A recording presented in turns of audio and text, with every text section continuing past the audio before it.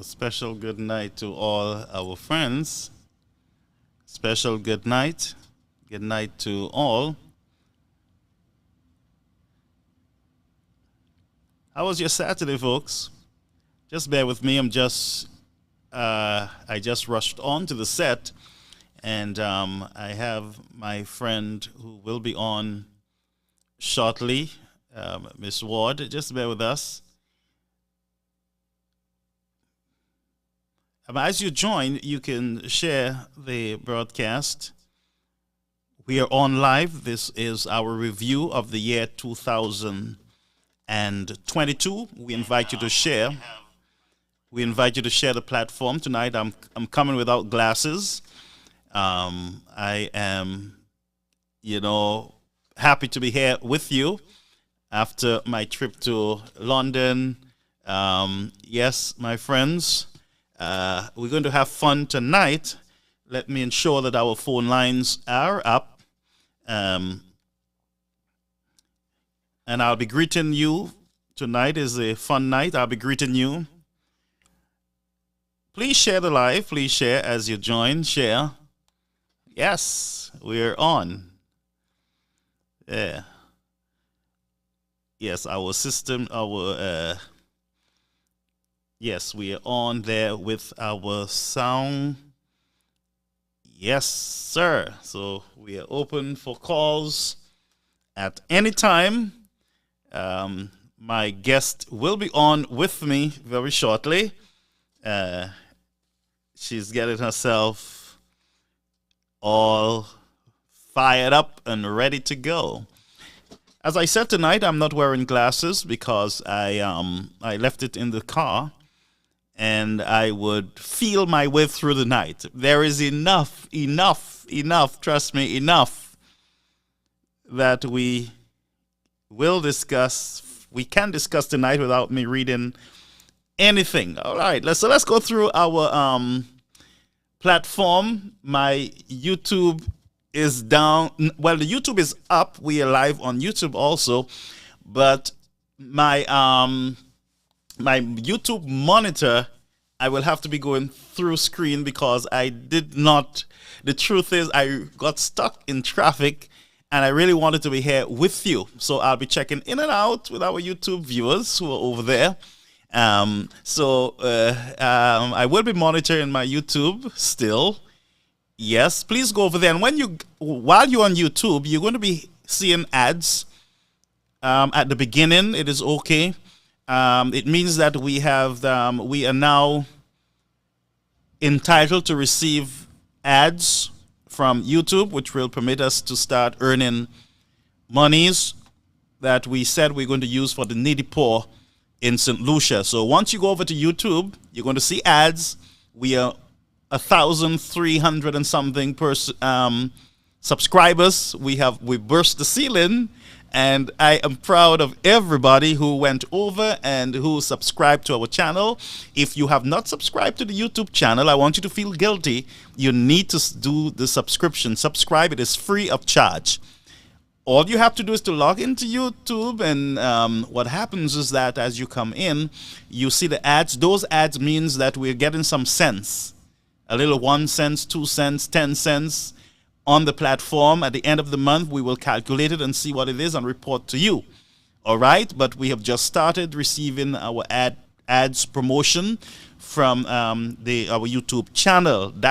This was one of our biggest achievement for the year. This was one of our goals. We set out.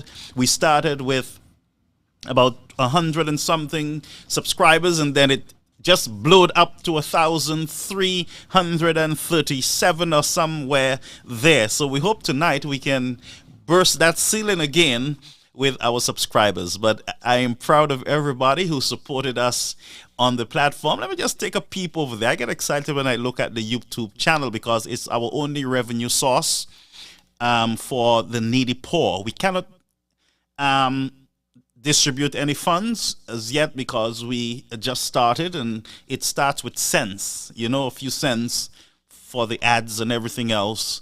And one of these days I will give you a report. Once you subscribe on YouTube, we will go over to YouTube privately and we will have a private session where we will report to you the income over on that platform. All right? If you have subscribed, well, it means that you are part of the mission there, and we are going to reward you. We are going to share with you and show you what is happening there on that platform. All right?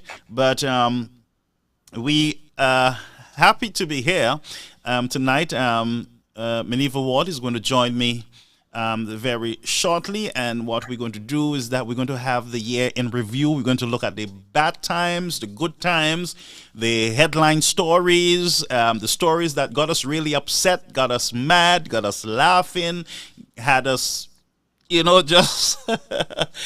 just full of emotions. So we're going to look at the year in review tonight, and we hope that you can call to share with us your experience with the Caribbean American News Network and with Minerva Awards. Mr. Charles, I know he's very, very busy trying to finish up some hampers and other things that he is doing on the BBC side. So he indicated to us that he will not be on. So let me just see here. Just bear with me. You will see a there you go. Here is beauty. Let's go over. Yes, my friend Minerva, let me just put on my sound. Can you hear me? Yes, I'm hearing you. Very good. I try to get the echo out. So wow. My beautiful friend, Miss Ward, she's here with us, and oh my God, this year it was a crazy year on the island of St. Lucia. Yeah. Garfield, thank you for having me. Thank you for doing this. Thank you for putting this together. I think it's important for us to, those of us in the diaspora, and Marvin, who unfortunately couldn't be on this evening. But I think it's important for us to add our voices to the dialogue. So thank you for doing this and putting this together. Yeah, what a year it was. What a year it was. And 2022. There's something in psychology called a recency effect, where you think of the most recent things when you're looking back at a period. You remember the most recent things that have happened. And obviously, I think what's on the top of all of our minds is a level of criminality.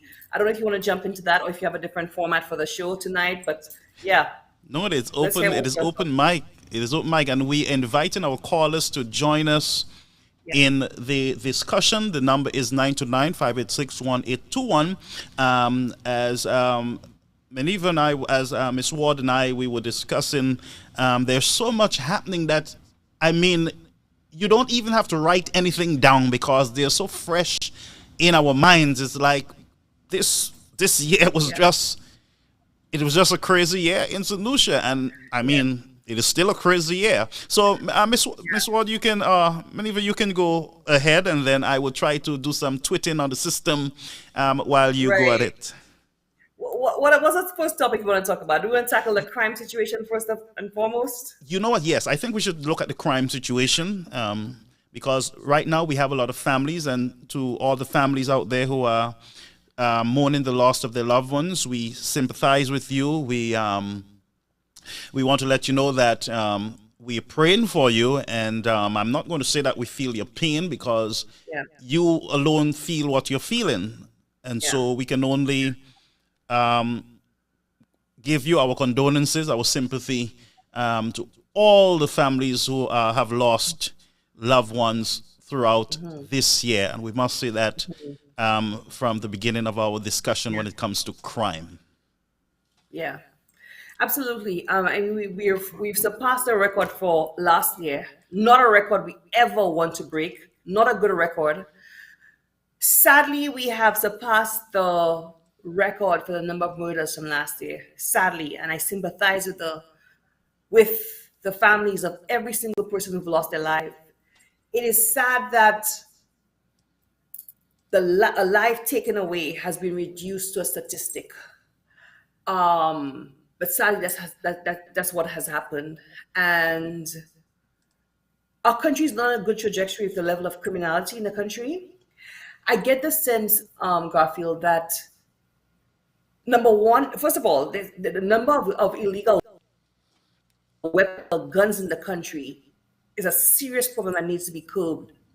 Secondly, there seems to be this anger in the country where people are no longer dealing with issues by discussing or even by arguing or even by Yeah. quarreling. It has now reached a level where people just pick up a gun, an illegal gun, with impunity. The third part of it is that they don't expect any repercussions, which is a dangerous part. So whereas the norms and the laws and the values of a country keep society in check, it keeps you in check that if I do this, I'm going to get caught. And if I get caught, I will go to jail. And if I go to jail, these are the repercussions. I get the sense that people do not feel that sense of fear. It's almost like there are no repercussions because they don't think they're going to get caught. And they do not understand the consequences or they don't care about the consequences. And the resolution for anything, somebody wrongs you, is to pick up a gun and go kill them. Like, I mean, Garfield, the the point at which people get to taking somebody's life, it's so easy nowadays. It's so simplistic that people's lives, that a human life is reduced to nothing, is reduced to settling a score. And our countries are at that place right now. And the government needs to be doing a whole lot more to tackle crime, but as a society, there are so many touch points for where crime is today. I mean, I keep talking about the family. I keep talking about the education system, church, the society as a whole, where we would police, not police, but we would raise the children in the community. So, Garfield, I'm sure you know that growing up, if you're a delinquent or you even thought about being delinquent in your community, you knew that by the time you got home, your parents would have known about what you did. So it kept you in check. The community no longer raises the children. And so we have so many different touch points. The institutions in our society which socialize kids into growing up the right way, it's almost like they've become dormant. I'm not hearing much about them. You know, things like the Girl Guides, the Scouts, the Cadets.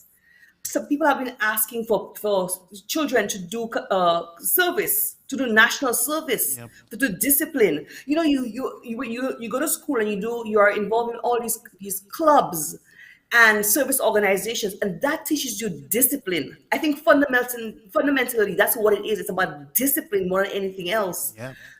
I think we've lost a lot of that, and I think what we're seeing today, the level of criminality, is the breakdown in the social structure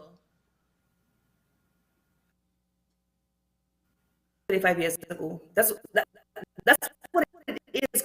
These are the kids who are 2025. The kids, they're not kids anymore. But this criminality is these are the people committing the crimes. And we ask ourselves, what happened then? When did the society get off the rails? And how can we get it back? I think part of the discussion tonight should be about finding solutions to the problems we're facing right now. I mean, we obviously have to hold certain people and certain institutions and governments accountable. I think that the discussion should be about solutions to the country is right now. Right, and you know what? I totally agree with you. But one of the headaches for me is that you hear a lot of persons who are supporters of the ruling government saying to you, well, you know, crime was on the increase during the Alan Shastney administration, and crime is we having problems in different countries. Some of them are worse than us. And what do you want us to do? Government can't fix it, and you know that type of discourse Yeah. in the crime situation there in St. Lucia. And what it says to us is that it appears as though our leaders are clueless, and Yeah. so the Yeah. only thing that they can do is to blame the previous government for the rise in the crime level in the country. And like I said to someone today, I don't want to hear about the past when it comes to crime. I don't want to hear about yesterday. I want to know what the government now, what they're planning to do. Now, I Yes. heard the Prime Minister asking for help. Oh, those of you with ideas, come on board. And I read an article where the the um the opposition leader, Mrs. Chasney, sent him a list of ideas, and it was rejected. So how are we to fight crime Mhm. as a people? How are we supposed to come together Yeah. when our leaders are not Yeah. willing? Yeah.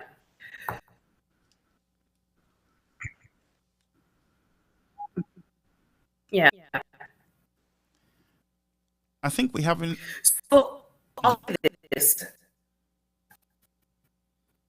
I think we're having an this internet issue government, on your end, but you can go ahead. the supporters of this,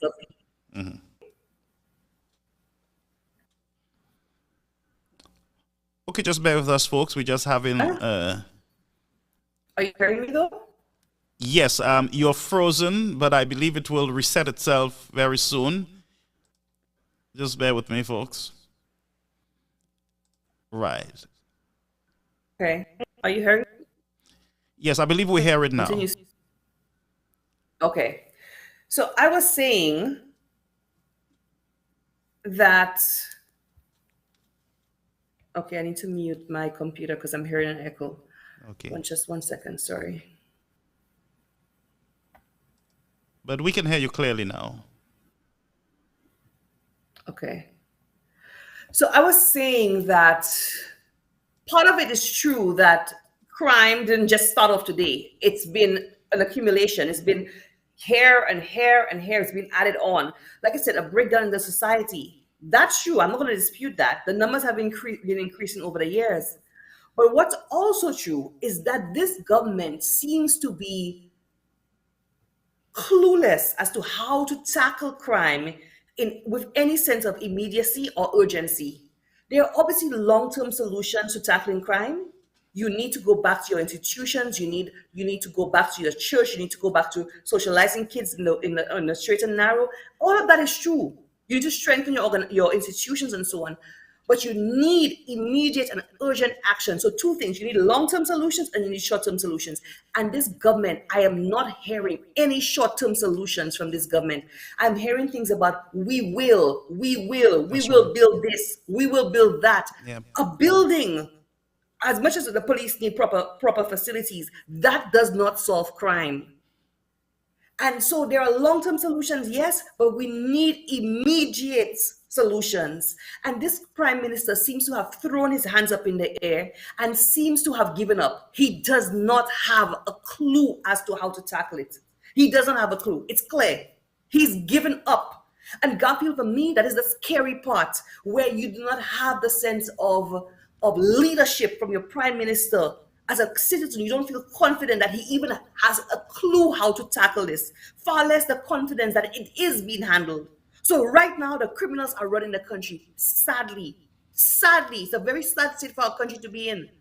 St. Lucia is a beautiful country, but sadly, the criminals have overtaken St. Lucia, and people are living in fear. So he's asked anybody who has solutions, come to him. He wants to hear. The opposition leader writes to him and says, I want to work with you. Yeah. I want to work with you, but we need immediate solutions. Go back to our Operation Restore Confidence. And he's made it clear that by his saying Operation Restore Confidence, he does not mean taking away people's civil rights. He does not mean extrajudicial killings. He means the urgency in responding to the level of crime that Operation Restore Confidence had. Exactly what he said, the exact solutions he suggested is what Barbados is doing. Yeah. Oh yes, and they're seeing the success.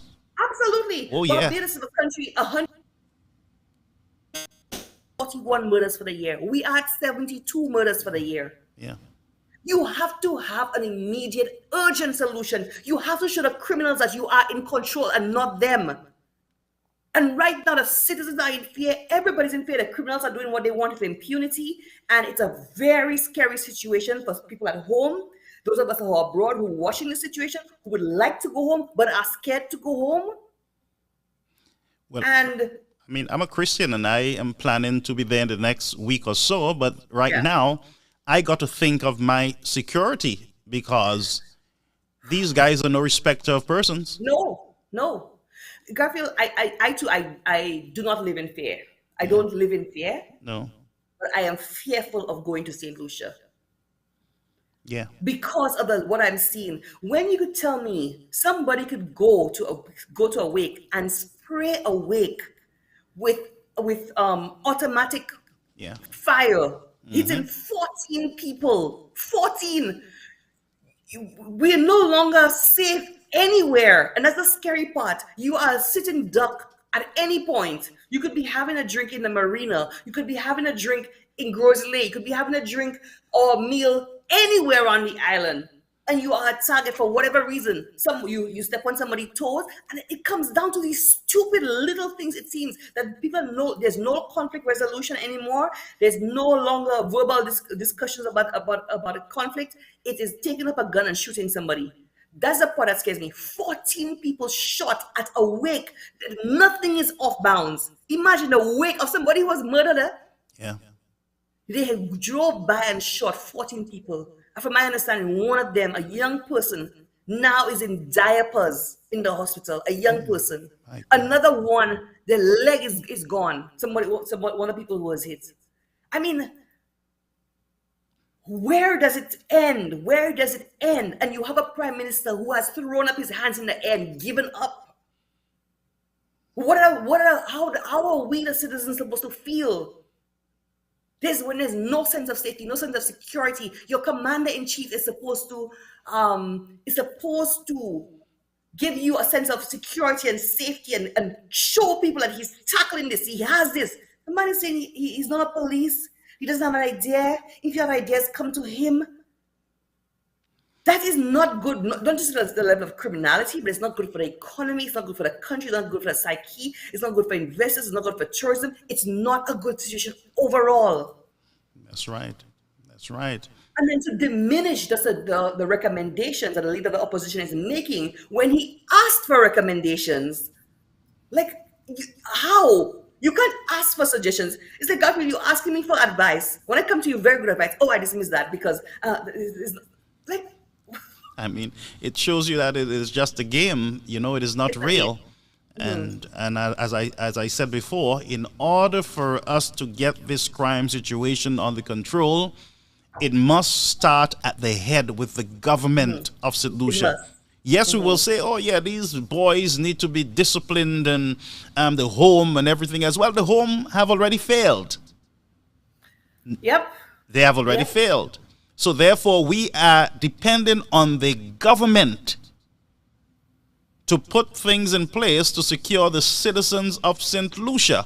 But what we have is this, and I tell you, I'm very disgusted with this political game that is being played with the lives of people.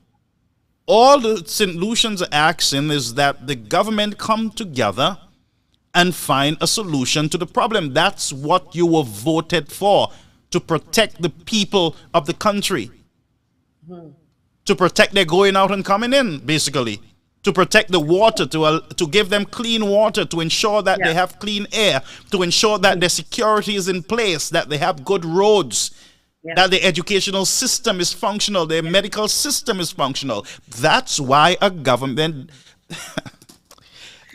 So Garfield, when I heard, again, going back to the point that we have too many illegal weapons in the country and high-powered ammunition, like better than what the police have, that is a problem. There is a proliferation of illegal weapons in the hands of criminals on the street. Long and short, that's what it boils down to. Ernest Hiller made the point that we don't make guns in St. Lucia. Yes, we all know that. He was putting the responsibility on the US to stop guns from leaving the country. Could you imagine the madness of that? You put in responsibility on the US to ensure that guns don't leave their borders instead of making sure that you do not secure the 238 square miles of borders. The borders are in the 238 square miles. That responsibility does not lie the US. It lies with you, the government. We don't even know that the guns are coming from the US. They might very well be coming from Martinique or Venezuela. That's right. That's And right. speaking about Venezuela, could somebody please tell me, have the visa restrictions for Venezuelans been removed? Before Venezuelans needed a visa to enter St. Lucia, has that been removed? Because we have seen the challenges and the issues and the problems that Venezuelans illegally entering Trinidad, and the problems they've caused in Trinidad. We have seen what has happened there. Could somebody please tell me, have the visa restrictions, have the visa impositions for Venezuelans to St. Lucia been removed, or are they still in place? Do Venezuelans need to apply for a visa to come to St. Lucia? Because if we are in some serious trouble. But going back to the point of illegal weapons, we don't know where they're coming from. More than likely, they're coming from Martinique and Venezuela. But you honestly like asking the US to secure their 50 states. I mean, these guys don't have a clue. These guys are just, it's mind-boggling. And it is just the statements that are being made publicly. I mean, you can make those statements when you're having your private meetings, but But Garfield, it doesn't even make sense, though. It doesn't even make sense. How could you ask the US to secure their borders to protect you from guns coming to your country? Shouldn't you be protecting your borders from illegal weapons, drugs, and everything else coming into your country? Shouldn't you be securing your borders? That's right. I mean, yeah. You know, but let me ask you a question. Have you heard anything about the K9 unit? I mean, so that's something else. Yeah. So they complained before how it was too expensive. The $40,000 a month was too expensive. So they got rid of the K9 unit. I mean, Garfield, we live in countries where sniffer dogs, we go to the airport, the sniffer dogs are passing up and down, That's right. checking for our luggage and so on. You have a prime minister we have such a serious crime rate where we are at record levels right now, and you're removing one of your main, what's what I'm looking for, assets to be able to detect illegal weapons coming into the country. You're getting rid of it because you're saying we can't afford $40,000 a month for it. But a $40,000 a month is not just for the dogs. It's for their 3 handlers. It's for their training. It's for their food, for their upkeep. So it's both the dogs and the handlers.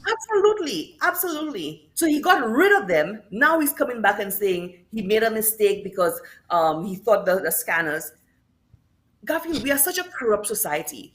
Under the last government and under the current government, the scanners, somebody put water in the scanners, obviously to prevent the scanners from working, to allow them to bring in whatever they want to bring in. Wow. And that's the thing. We have a corrupted police force. I shouldn't say a corrupted police force. Let me take that back. I support the police. Yeah. We have elements in the police force who are corrupt. Yes. We have elements in the customs department who are corrupt. And so they have destroyed the scanner by putting water in it. And our one line of defense was the sniffer dogs, the K9 unit. They got rid of them. Now he's saying he has to bring them back. It does not work that way. The team of police dogs of K9, the K9 unit, they have moved on. You think they're gonna be sitting on there twiddling their thumbs, waiting for Philippe to realize the mistake he made? I mean, that's not how it works. So the dogs are no longer available. It might take a while to get them back. We don't know if we're gonna. I'm sure there are countries all over the Caribbean looking for that unit that we scantily just disregarded. We don't need this. I'm sure there are countries in the Caribbean that are looking for that exact team of dogs and handlers to do the exact thing that Philippe didn't realize was important to us, to secure our borders. Right. So therefore, there you have it again. The games that are being played just to get back at Mr. Chasney. Yeah. You know, we will show that he's not a good financial manager and he's misspending and abusing our monies. And here is another example, the K9 dog. So we're going to stop it. We're going to review it. So, and look, now you want to get those dogs back. They might not be available. The police told you, Mr. Prime Minister, that, look, these police dogs are an asset to us. They're an asset to us. This government seems so hell-bent on undoing everything Alan Chastney did that they're making so many mistakes. A lot of I have mistakes. no issue with a government having its own policy, or having its own policies, has have its own directions. But what is the point of undoing the things that are good? That's right. You are hurting the country, you're hurting your people, and there's no excuse or justification for it.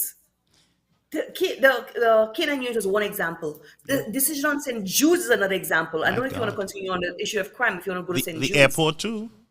Yeah, absolutely. You know, these are clear examples of a prime minister who is just bent on getting back, not at the United Workers' Party, but getting at Mr. Chastney, Yeah.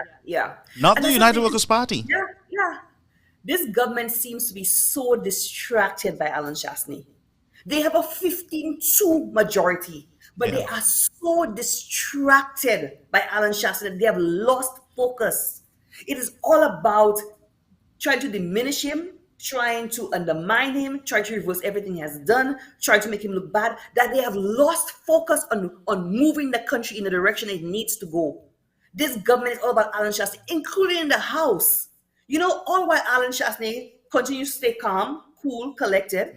He's not buying into, he's not moved by their shenanigans. He's not moved. Yeah. But they have lost focus, and so the country is suffering. Yep.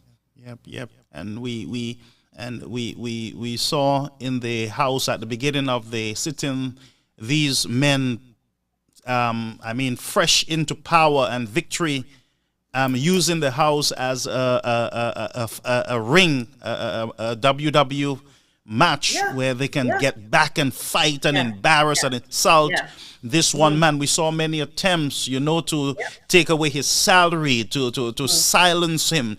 And folks stand by and they cheer on. It is good, Mr. Frederick, going at Mr. Chastney and the speaker making his attempts to make life more difficult for Mr. Chastney, the opposition leader in the House. We saw the Prime Minister making open statements that he has to pull back most of the times. We saw the attempt by the Speaker of the House to haul Mr. Chastney before the House whatever committee. And up to now, we don't know the end or the beginning of it.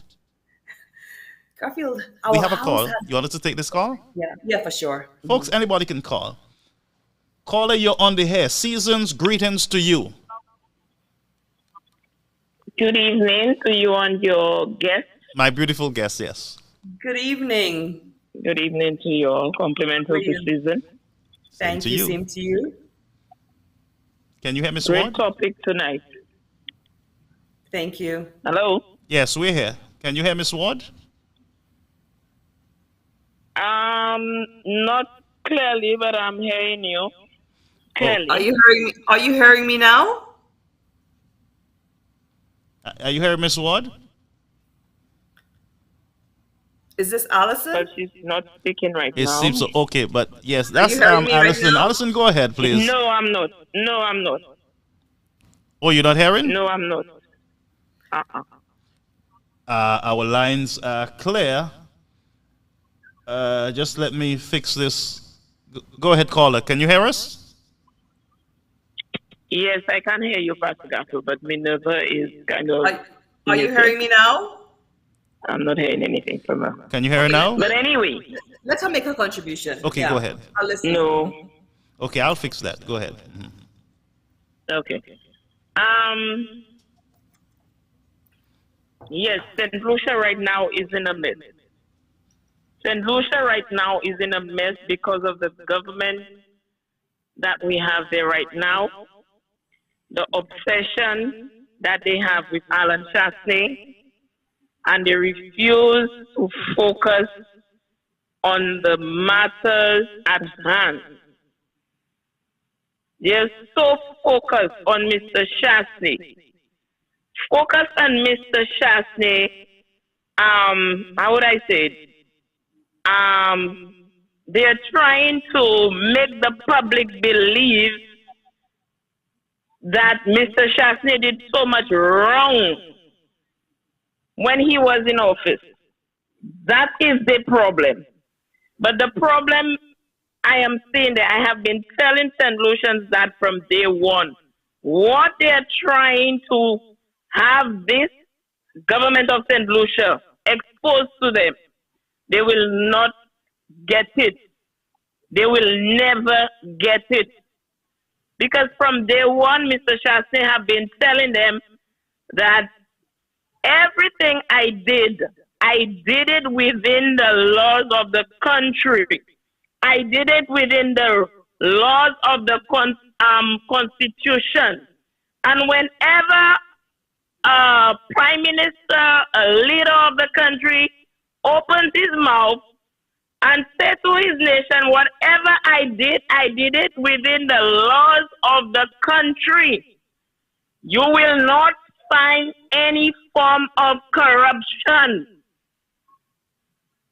So they cannot bring anything forward to satisfy their supporters that Mr. Chastain did any wrongdoing to the country. And they know it. They know that they are wrong.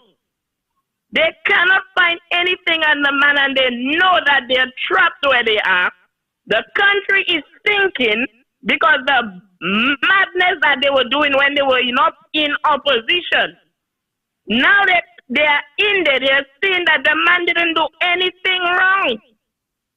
And they know that, and they cannot get the evidence to bring out to their supporters so that the wrongdoing that they were doing when they were in opposition, it could continue. You see, right now it stopped. The fighting has stopped. And the way they came into office, they dismantled the country. The country was already fragile. The people were they were living on eggshell because of the COVID, everywhere in the world, the tension of the COVID, it just sucked, and everybody, they were like crazy. People didn't know what to do. And these people used that when they were in opposition to dismantle the country, making the citizens of St. Lucia believe that what Mr. Chastain did was wrong. And they know very well that what the man did, he did everything to protect the citizens of this country. And right now, God has exposed these people. They have nowhere to turn. And the citizens right now are turning on each other because of the violence that the now government used when they were in opposition. That's all that is happening there. That is what that is happening there. And we have a leader that is yet to come out with a proper structure of a press conference to address the matters of the crime that is happening in St. Lucia. When he appears on the screen, he appears like an arrogant person, just an MP and not a leader. He speaks, and when he speaks, it's more and more confusion. Nothing to give to the citizens of St. Lucia to say, well, we have a leader, he's going to do this, he said he's going to do this. Let's look forward to what he's going to bring to the table to save our people, to give us hope. There's nothing there. There's nothing there. And that is the problem. They created the monster thinking that Mr. Chastain would have remained there and the monster would have been eating at Mr. Chastain. But the monster now, they're the ones that's supposed to handle it. They're the ones that make it happen. And they refuse to deal with it. That is the problem. These people came in there on a I don't know, they just came in there lying when they were in opposition. And now they're in government. God exposed them, opened their guts for everybody to see that they were lying. And now that is it, St. Lucia is naked. We haven't got no leaders. Nobody saying, well, let's do something here. Come on. The same thing Mr. Chastain was doing. Right now, you all have to go back and do it. You all giving pressure.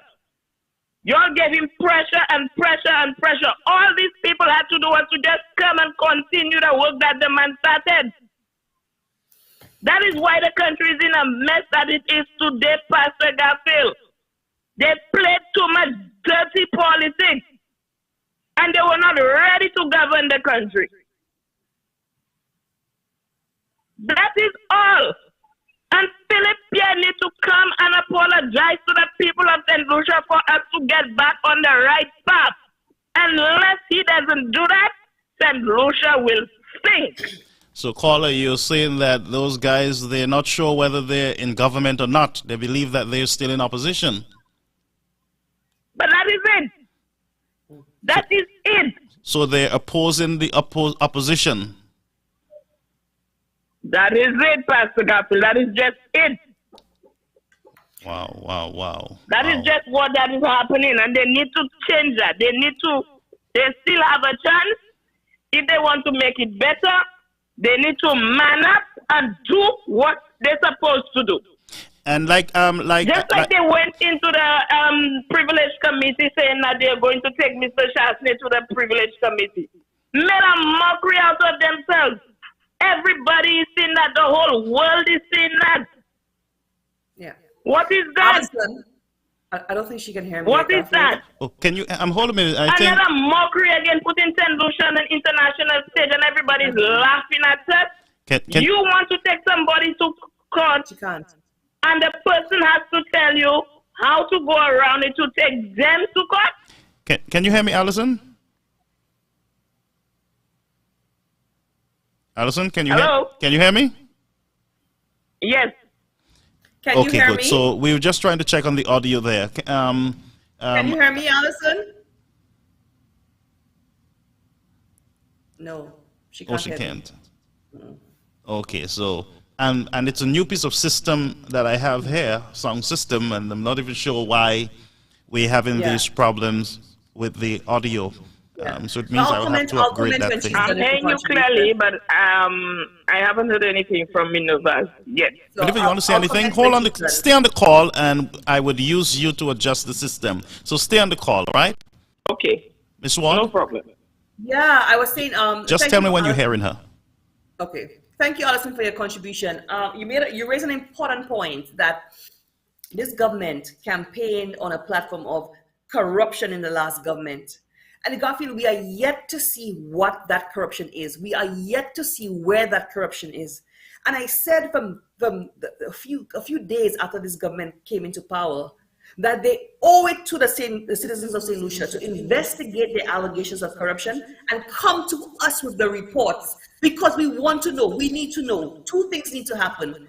Either the allegations of corruption they made, they're proven, and somebody needs to be held accountable, or they need to come back and apologize to the citizens of St. Lucia for fooling them and for false allegations of corruption. Garfield, it's been a year and a half. We have seen nothing to prove any allegations of corruption.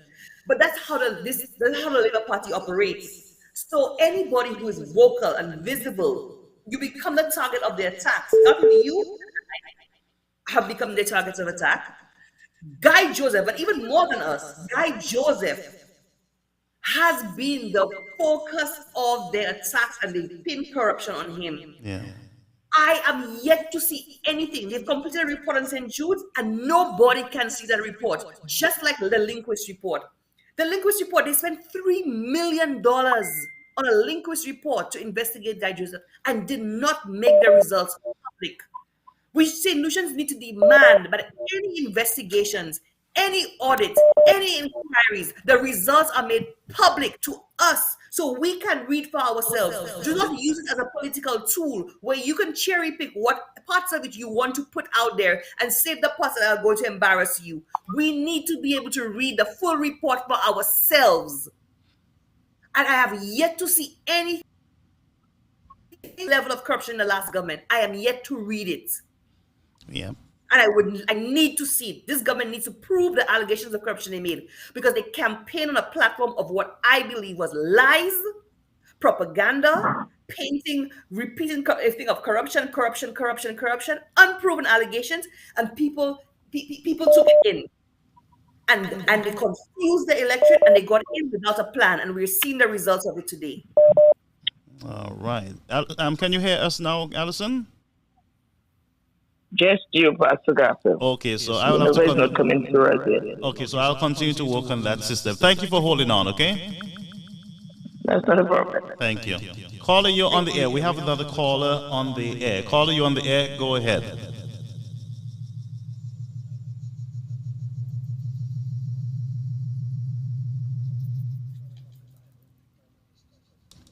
I'm not hearing the caller. Hold a minute, caller.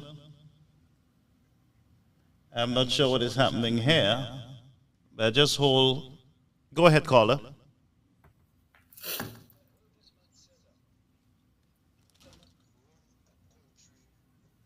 Much of ignorance in this country. I heard everybody has noticed, is not really alone that it. You cannot run a country with so much of ignorance in this country. Can you imagine the Prime Minister come out and say that? That was the same mind I used to say, put the people first. The same set of people that vote you in. Same set of people. Wow. Yeah, you're not hearing me? Yes, I'm hearing you loud and clear. Okay, that's what I heard this man say. And you know something again, So Pastor? could you repeat? Realize going on? Could you repeat what you said earlier? The Prime Minister said what? Could you repeat? About you cannot run a country with so much of ignorant people in the country. That's what I heard the Prime Minister said. You cannot run a country with so much of ignorant, like too much ignorant people in the country. Can you imagine? That's the same set of people that vote him in during the election. There wasn't ignorant when they voted him in.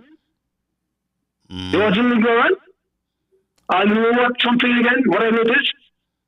If you get shot, you get shot. And you go to the hospital, you spend 2 weeks, 3 weeks, and after you die, they don't count it as a homicide. They don't count it as a homicide? No, they don't count it up. The only time they take that all the time is if you die on the spot. You understand what I say? If you die on the spot, that's it. Hold a minute, caller. Minerva, is that true?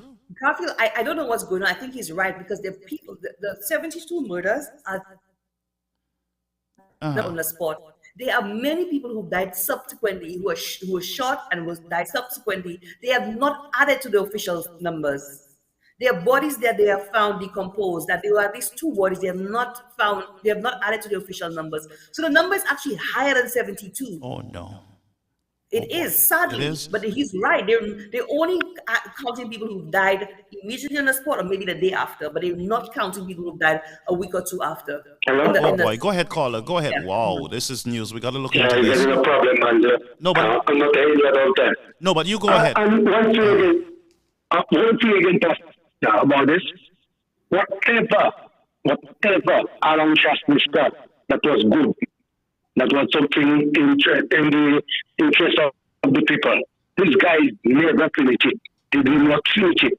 But whatever comes bad in this country, rise up. But whatever good you are doing, everything went down. But the bad one went up. Crime went up. More people die in COVID. All the roads mashed up. But they didn't see the finish of the good hospital. They did not see to continue with the airport. They did not see to continue with the foreign highway. They did not see no of that good. But what happened? Whatever that was like something that was in favor of the country, everything gone up. Everything gone up. Because who had a match in the middle of COVID? Labour Party. After Sentinel election, the whole city got mashed up. Who caused that? Labour Party. Who caused that big strike in the valley? 2 people get shot. People burning a shake got burned. Labour Party. So I want somebody to come and tell me what did this Labour Party never do in civil solution, like development and nothing like that. They don't know how to do this. They don't know how to do this. Development is not on the side. They don't know how to develop. They don't have a clue. Right? I believe this guy coming to government, they don't believe they would have won the election. I That's my belief. They don't believe they would have won the election because if you come to government, you have to come with a plan. Right now, they're thinking about what they're gonna do because it's too late right now. The shoe is in the feet now. They cannot handle. They have no clue, Pastor Garfield. No clue, no idea what to do right now. There, no idea what to do. So right now, Saint Lucia in trouble. Saint Lucia in trouble, and you could believe me, this guy will never call an election. Never call an election. They will never do that. They could see every day 10 people dying in this country. They will never call an election because they think they're going the right way and people are opposing them. But caller, I want to correct you because news reaching me is that the election will be called even before the actual date. So, He's whether they reach. by the way, they don't have a choice whether it's the date or before. It must be called. Period. Yes, you know what I'm saying again? This party got too much unfit people in this government. Unfit people. People should have never been in politics. Never in life Well, in politics. but caller, They listen, themselves. caller, let me hold a minute, caller. Let me say to you, the people who are in power, they were placed there by St. Lucians. They were not held hostage. These people I know. had the information. They went to the polls and they voted. So Mr. Pear have his right to say what he's saying about the people who voted his people into power. And that's why I leave this case, brother. All right? Can I add something to that? Can I add You have a something to point. You have a that? point. Good. But I know I the want caller- just hold a minute. I need let's hear from Miss Ward. Miss Yeah, Ward? I know the caller can't hear me, but let me just say this, and I absolutely agree with you. The people voted for Philip Pierre. The people voted for Labour Party. And as much as we want to blame the government, we as voters need to be more sophisticated in our thinking when we are electing governments. We need to be more informed. We need to be smarter.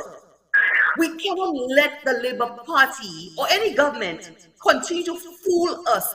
I remember, Garfield, going up the year before elections or a few months before elections, being on the show, the morning show with Norbert, and us continuing asking, what are the plans of the Labour Party? What are their plans? There were no plans. They were clearly going into election without a vision, without a plan, without a blueprint for how they would take the country forward. They were running on a platform of false, or I shouldn't say false, unproven allegations of corruption. Yeah. They were running on a platform of confusing the election in the midst of a pandemic. So They did that's not what goes have a on now. plan. Because Go ahead. Okay, caller. So we'll have to disconnect now. I just want to hear Miss Ward. We're having some technical issues. Okay. I'm not okay. That's rubber shit night, man. You too. Thanks for calling. But folks, you can call in. But we just want to let you know that we're having some phone problems. But you can still call. We'll give Miss Ward the opportunity to respond. Yeah. Miss Ward.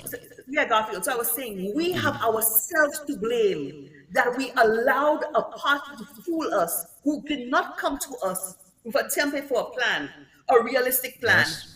When they were saying they're going to pay people their tax returns in the first 100 days, I remember Norbert and I saying, how, with what? The country's revenues are down. Yes. When they were saying they're going to reduce taxes or eliminate taxes, income taxes for anybody paying $40,000 or was it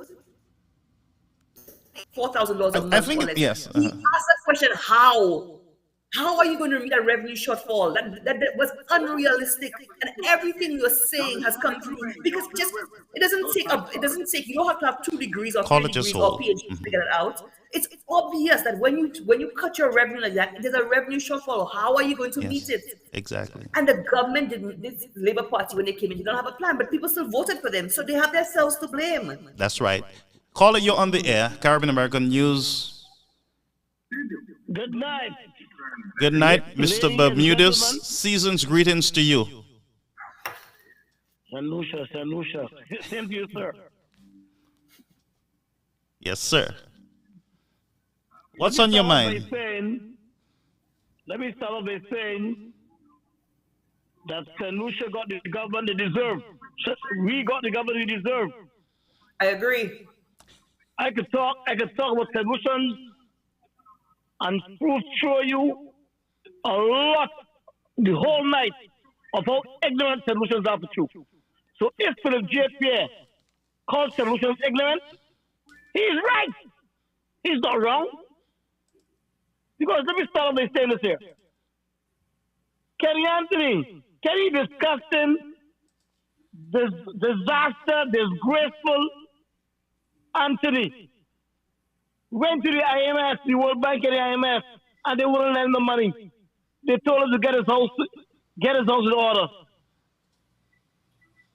He couldn't. Kenny told the people something he could not borrow money because something went wrong. But he's so smart, solutions are so stupid and gullible. He just said something went wrong. Solutions couldn't put it together. That the man bankrupt the damn country. Because when you go for loan, you borrow money from the man wants to know how you can pay it back. Kenny didn't know how you can pay back the people.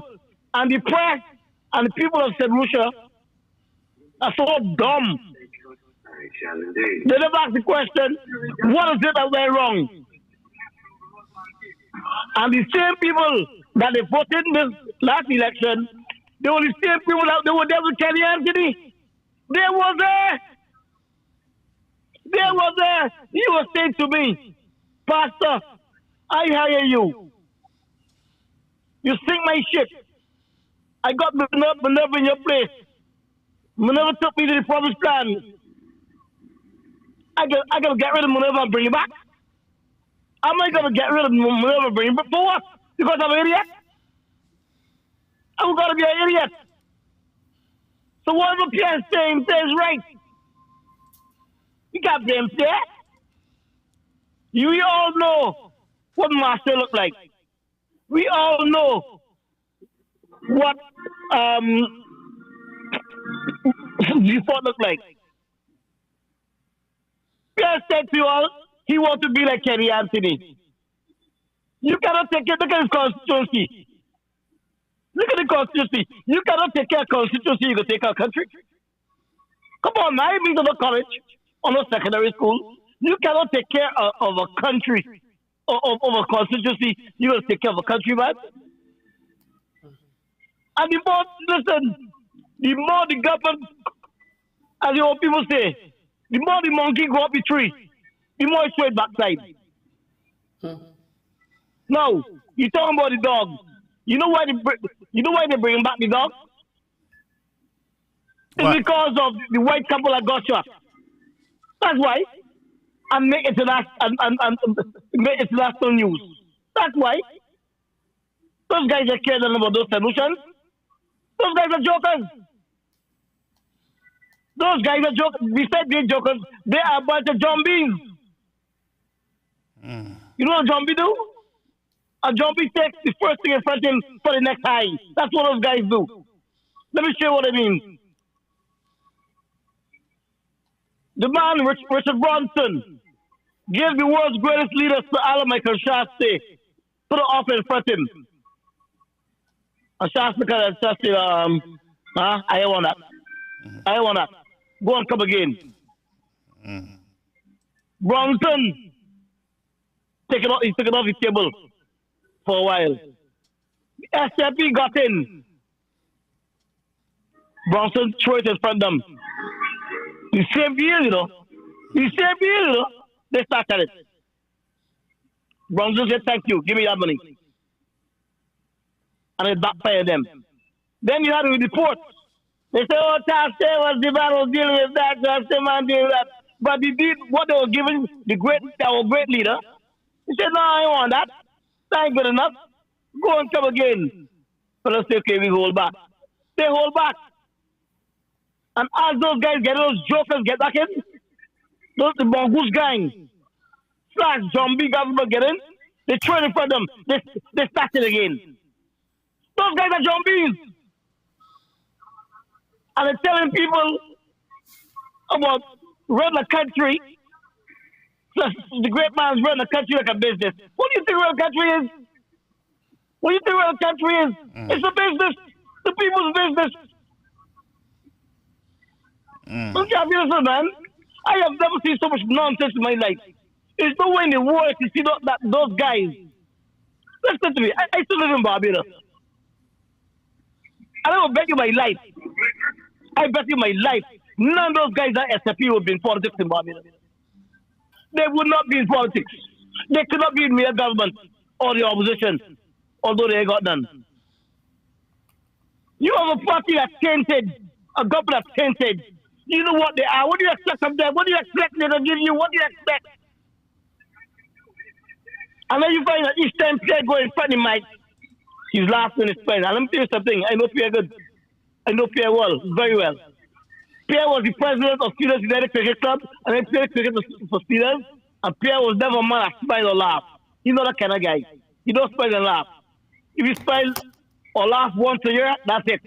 I have never seen Pierre smile or laugh until he won the government. Each time he get in front of Mike, that's the question he's asking. You know why? He's saying, but these people are red stupid, you know. So what he called himself earlier just now, that Pierre said, if you don't hear got too much ignorant people, he's not lying. He's not lying. Well, that's what the caller. That's what the caller said, but I have never heard it from. I never heard it. So, but I'm saying, but if he said that, if Pierre said that, Pierre is not lying. Pierre is not lying. There's no way in the world that party will be finished. What kind of stupidity is that? But what we got to respect. Stupidity at the highest level. What we got to what we got to respect to, right, is that there were two arguments placed before the St. Lucian people, right? The United Workers' Party shared their vision, their plans for the development of St. Lucia. The Labour Party presented their manifesto. The people decided that, look, we are going to go with the St. Lucia Labour Party. Yeah. All right? Yeah. Garfield, let me jump in here. Hold a minute, caller. Go ahead, Ms. Ward. Yeah, not only did they present their plans and their manifestos, we also had two track records to compare. We had the Labour Party of 2011 to 2016 and what they brought the country to. And I mean, Garfield, these were the best of times. These were the best of times. There was no pandemic. There was no terrorist activities. There was nothing. There was no economic crisis. There was no global recession. And yet they brought the country to a point where our financial house was not in order. I'm not the one who said it. Kenny Anthony admitted it. He had thrown his hands up in the air, just as Philip Pierre is now throwing his hands up in the air for crime. Kenny Anthony threw his hands up in the air in 2015, 2016. Our financial house was not in order, he admitted. We could not borrow. No lending institution would lend us money. These guys had ruined the country. They had brought the country to a point of economic turmoil in the best of times. That was their track record. In 5 years, he was in office. 2 of which was a global pandemic where the world was shut down. And still we saw the country running. We saw projects moving. We saw people employed. We saw the unemployment rate the unemployment rate was significantly reduced. We saw even in the midst of a pandemic where we had our revenues were significantly decreased and our expenditures were significantly increased, that the country was still being managed, it was still being run, there were still people working, the country, there was still movement, there was still tourism, we were still able to borrow at very, very, very concessionary terms, very low rates. There was infrastructural projects going on that would benefit solutions for many decades to come and create economic activity for many decades to come. There was still all of that. So in addition to their plans and their manifestos, there was also 2 track records to compare. And solutions chose a track record of failure, of a government had thrown their hands up in the air. They did not have a plan and were clueless how to take the country forward economically. And now we are seeing the very same thing happening in the realm of on the crime situation. They have thrown their hands up in the air. Yeah. So I cannot blame St. Lucians voted for this. They voted for this. And not only that, I would look at there's a lot of scenarios that we can put forward concerning the St. Lucia Labour Party victory at the polls, we got to understand to St. Lucians that there was a lot of games being played on the emotions of the people, especially during the crisis. It was a very unique time for elections, where persons are restricted.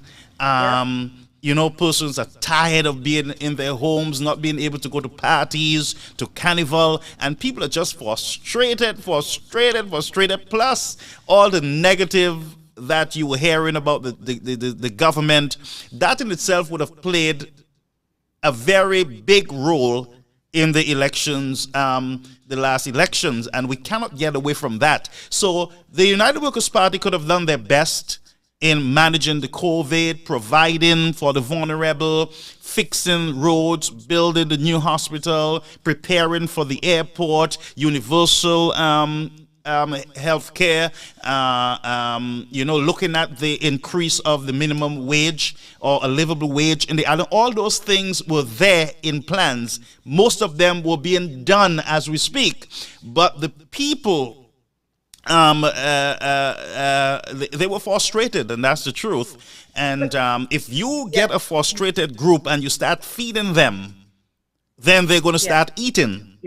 Yeah. All right. So Garfield, again, I agree with everything you said there, but that's why we as an electorate need to be more discerning.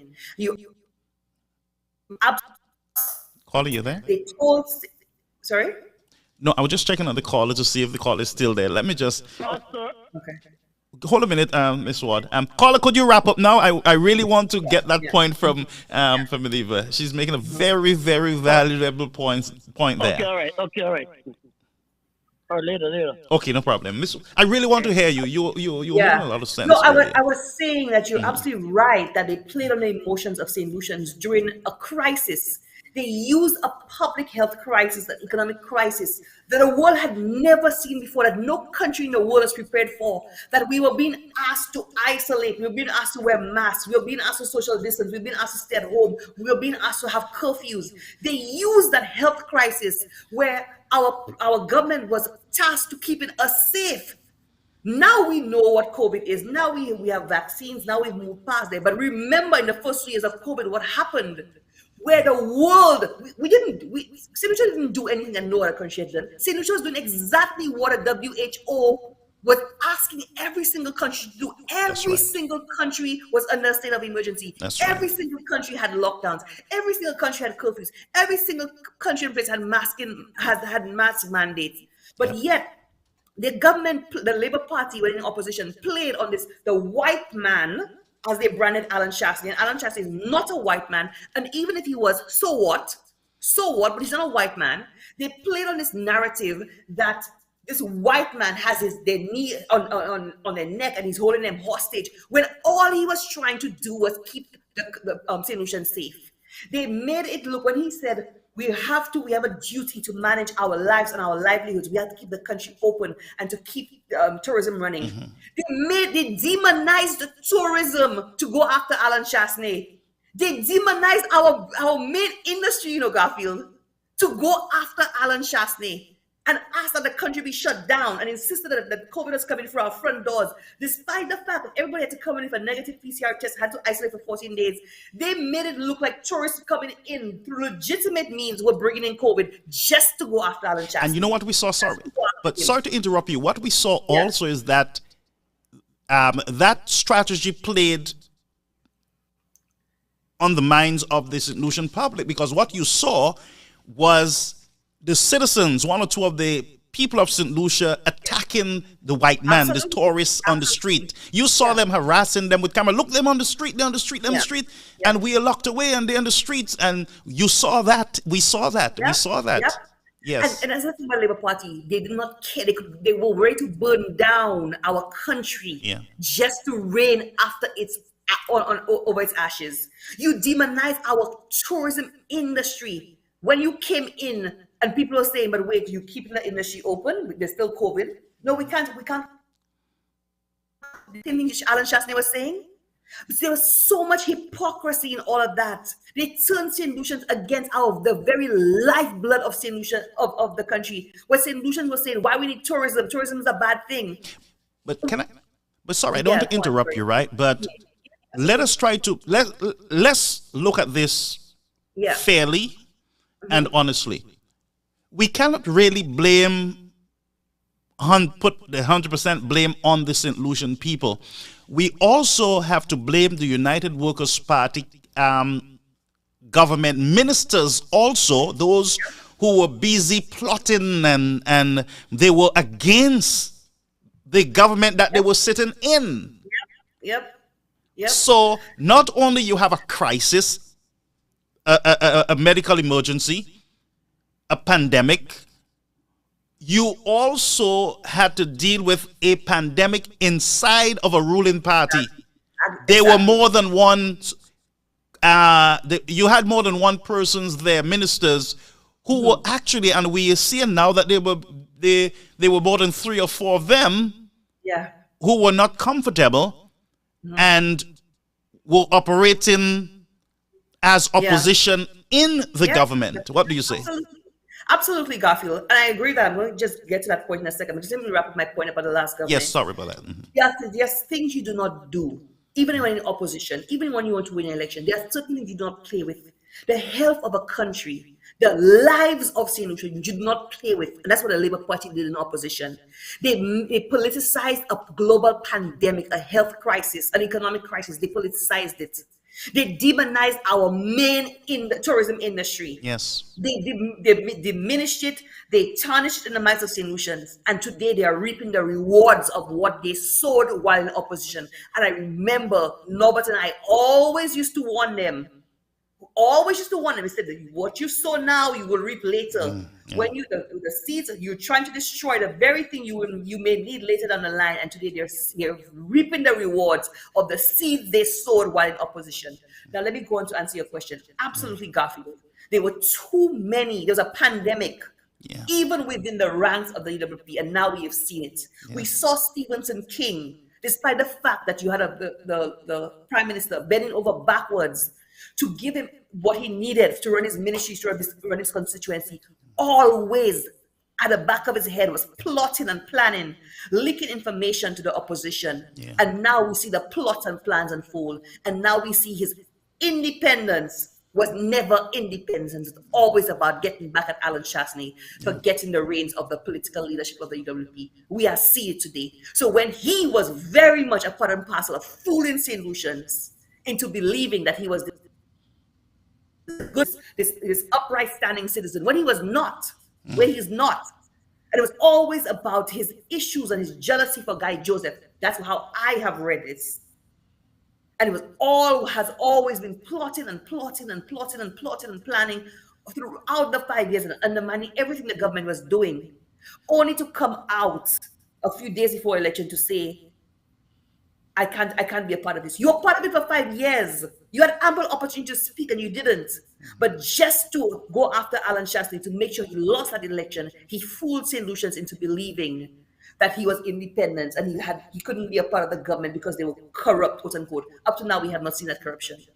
And he was not the only one. The only one. We're now seeing the undermining by other people who sat in there. There were too many Judases in the camp, Garfield. Because and you're right, most of the allegations of corruption on most of these major projects in St. Lucia, now we're hearing, nothing to see here, everything was okay above board. But how do you go back to the St. Lucian people and say to them, we made an error, this is not the case? And not only that, you have the person who was responsible for infrastructure and road development or whatever it is, you have that same person now looking back at his government that he was sitting in and saying to them, you guys were corrupt, you guys didn't fix the road, you guys didn't distill properly, you guys didn't do that. And that itself sounds like just a clown show when you really think about it. But I don't believe that any government, whether it's the SLP or UWP, could have overcome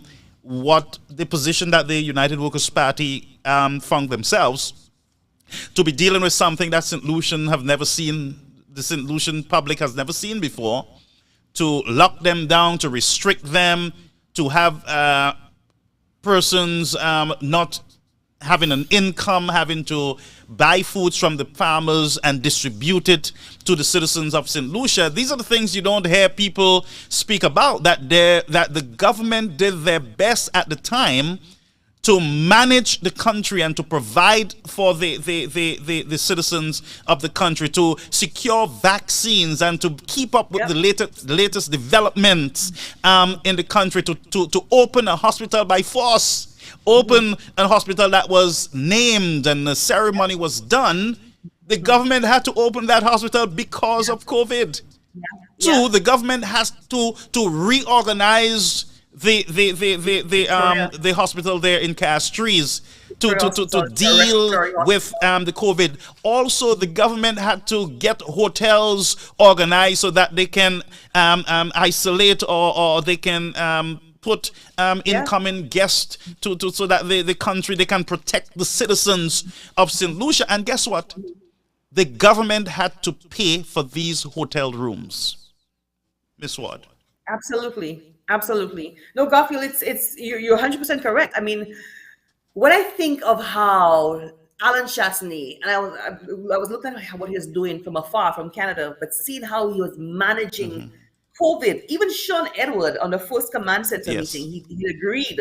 That he was shocked. He said he was surprised. The level of organization. Yes. You know, even Jadia, I posted a few months ago, she said the level of leadership she saw in how Alan Chasney managed COVID. She wants to see a small percentage of that leadership in handling the crime situation. She was being honest. I was about saying the very same thing. She was being honest. The level of leadership she saw in how we managed, Alan Chasney managed COVID. That's right. She wants just a small percentage of that in the management of the crime situation. That's it. But the Labour Party in opposition played so much politics and confused the electorate. But still, Garfield, we have to be a more discerning electorate. Because let me tell you, somebody rightfully pointed out in the comments, there were many elections during COVID in the Caribbean, many elections, and the incumbents won most of them. I think and there was one other country, I can't remember which one, that the government was changed. But every single country, almost, barring one or two, made sure they kept the incumbent government in power. You don't change a working government in the midst of a pandemic. No, not at all. Who does that? No. Who does that, St. Lucians? You changing a government as managing a pandemic in the middle of a pandemic? Who does that? The people frustrated. We have to be a more discerning, more informed, more sophisticated in our thinking electorate. I dare say Barbadians would never do something like that. No.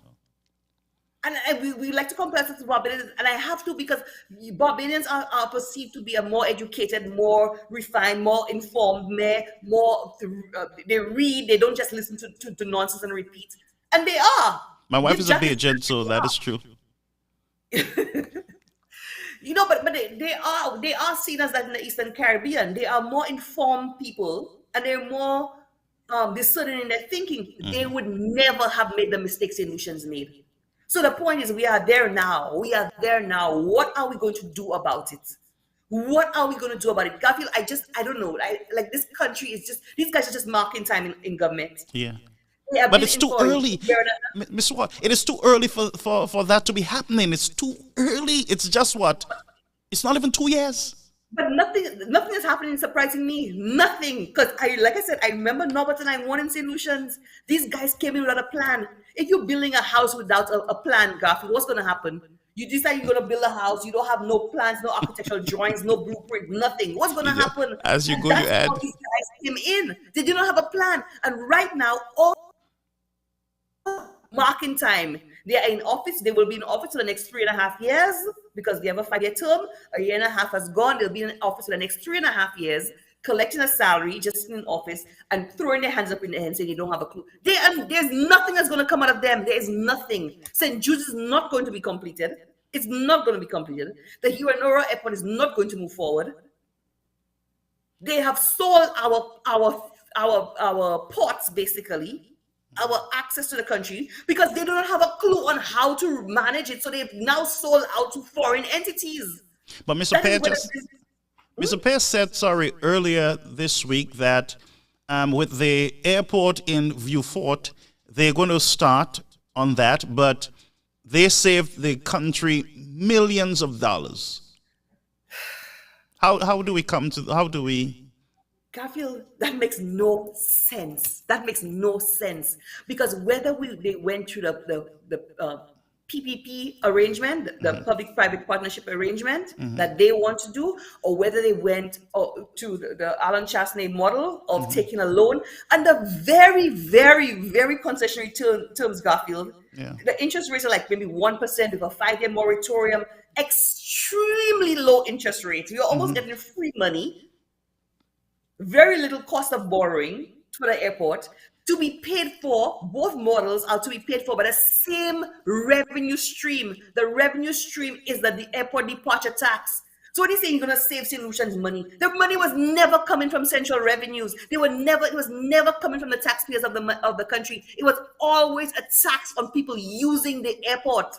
So whether you go a public-private partnership or whether you go taking a loan, it was never coming from central coffers, government coffers. So it was never a burden on the people of St. Lucia. Never a burden on taxpayers of St. Lucia. But again, fooling St. Lucians, and St. Lucians need to be more discerning. They need to think for themselves. They need to make sense out of nonsense and stop just listening to a Labour Party fooling them. Think. You don't need a PhD to think. Think about it. Think logically. But wait, where's the money coming from this side? Where's it coming from that? Think about it and make sense out of it. Yeah.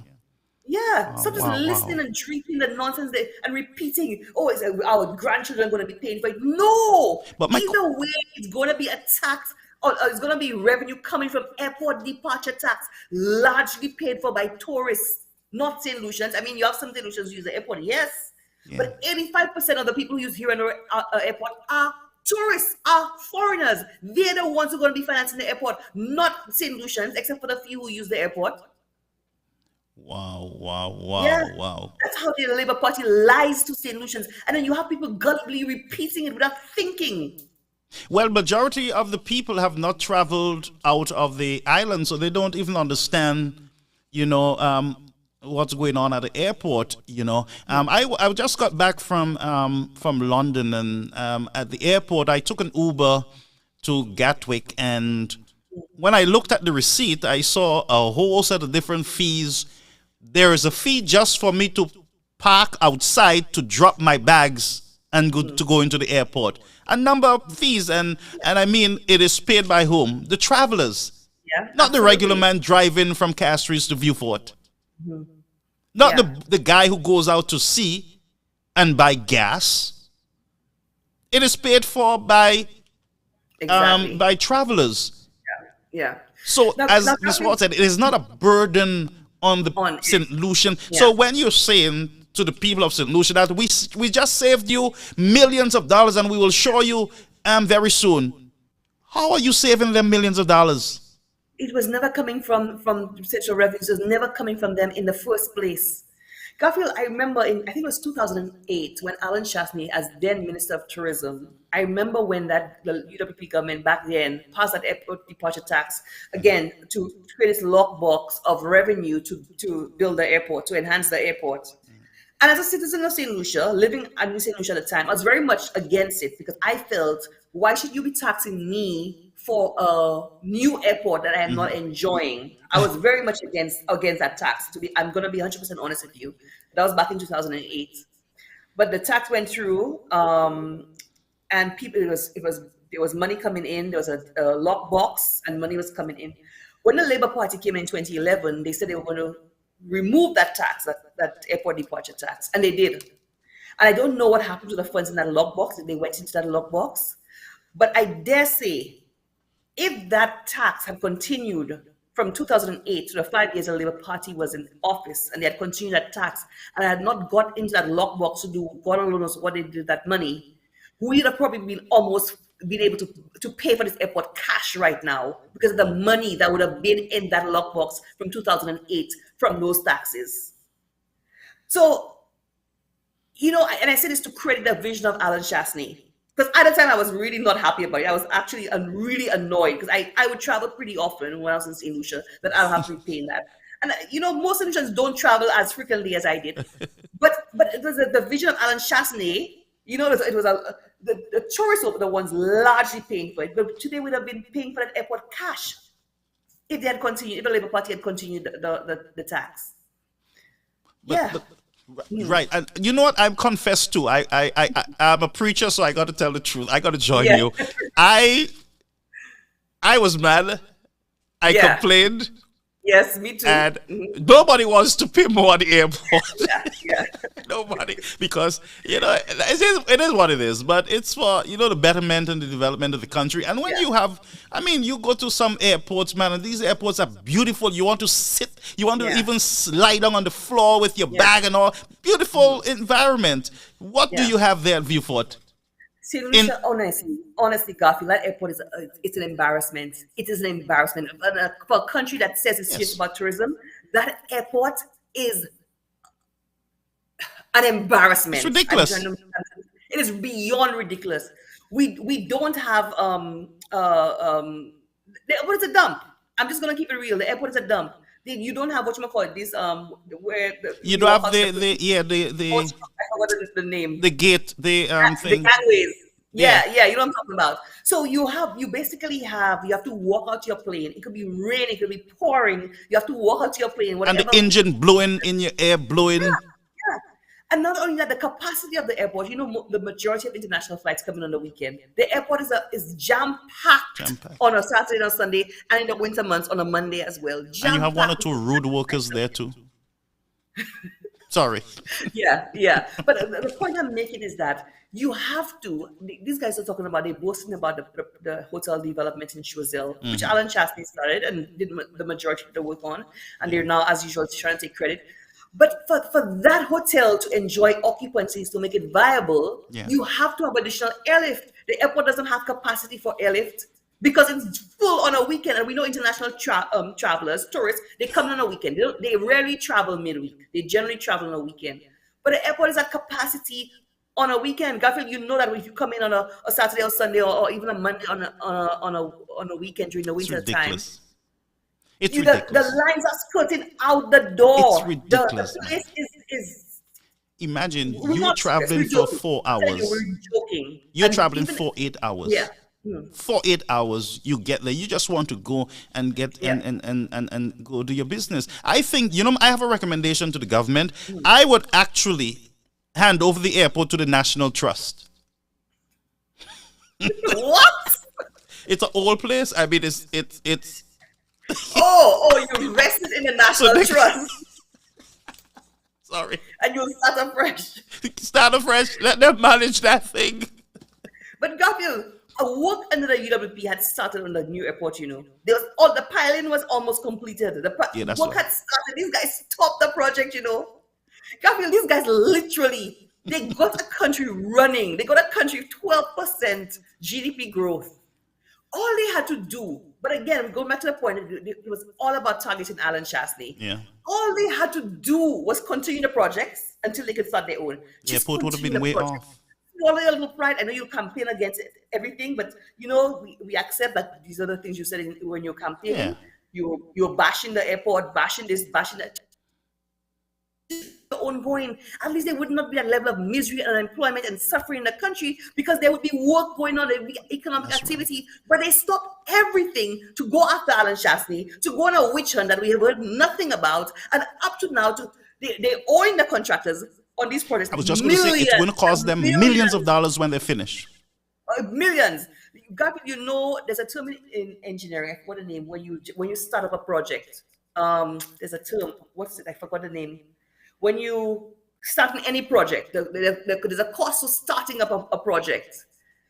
In addition to those costs they have to restart those projects, they're now owing these contractors millions of dollars for every day of work the projects are idle. And we, St. Lucians, the people who pay taxes at home, you are going to be paying for it. And that money could have gone towards the dogs. We better spend there. Exactly. Garfield, if the St. Jude's, the new St. Jude's hospital, they had continued that work, that hospital will be finished now. Oh, be cutting ribbon. Yeah. A year and a half. Yeah, but they want to discredit Alan Chastney so much. This is all about discrediting Alan Chastney. In that year and a half this government had been in, if they had simply continued the work that was going on in St. Jude's, all now so St. Jude's hospitals have opened, all the people from the stadium would be moved over. But nothing has gone on in St. Jude's except Philippe went down there in a big ceremony, bring all the media in to say he putting up a fence. A fence. Listen to me. I would have spent all the money on the inside of that place, and then I would deal with the fence after. Yeah. That's what I would have done, because you're saying that it's urgent. You want to get the people out of the stadium. Why start on the outside? Exactly. And have a big ceremony just for show. And he did it on the day, deliberately, deliberately on the day. They canceled the sitting of parliament. Let me tell you how this government is manipulative. They canceled the sitting of parliament because they know that we had a protest in Castries. So they canceled the sitting of parliament to bring the media down to Beaufort to say they're putting up a fence at St. Jude's.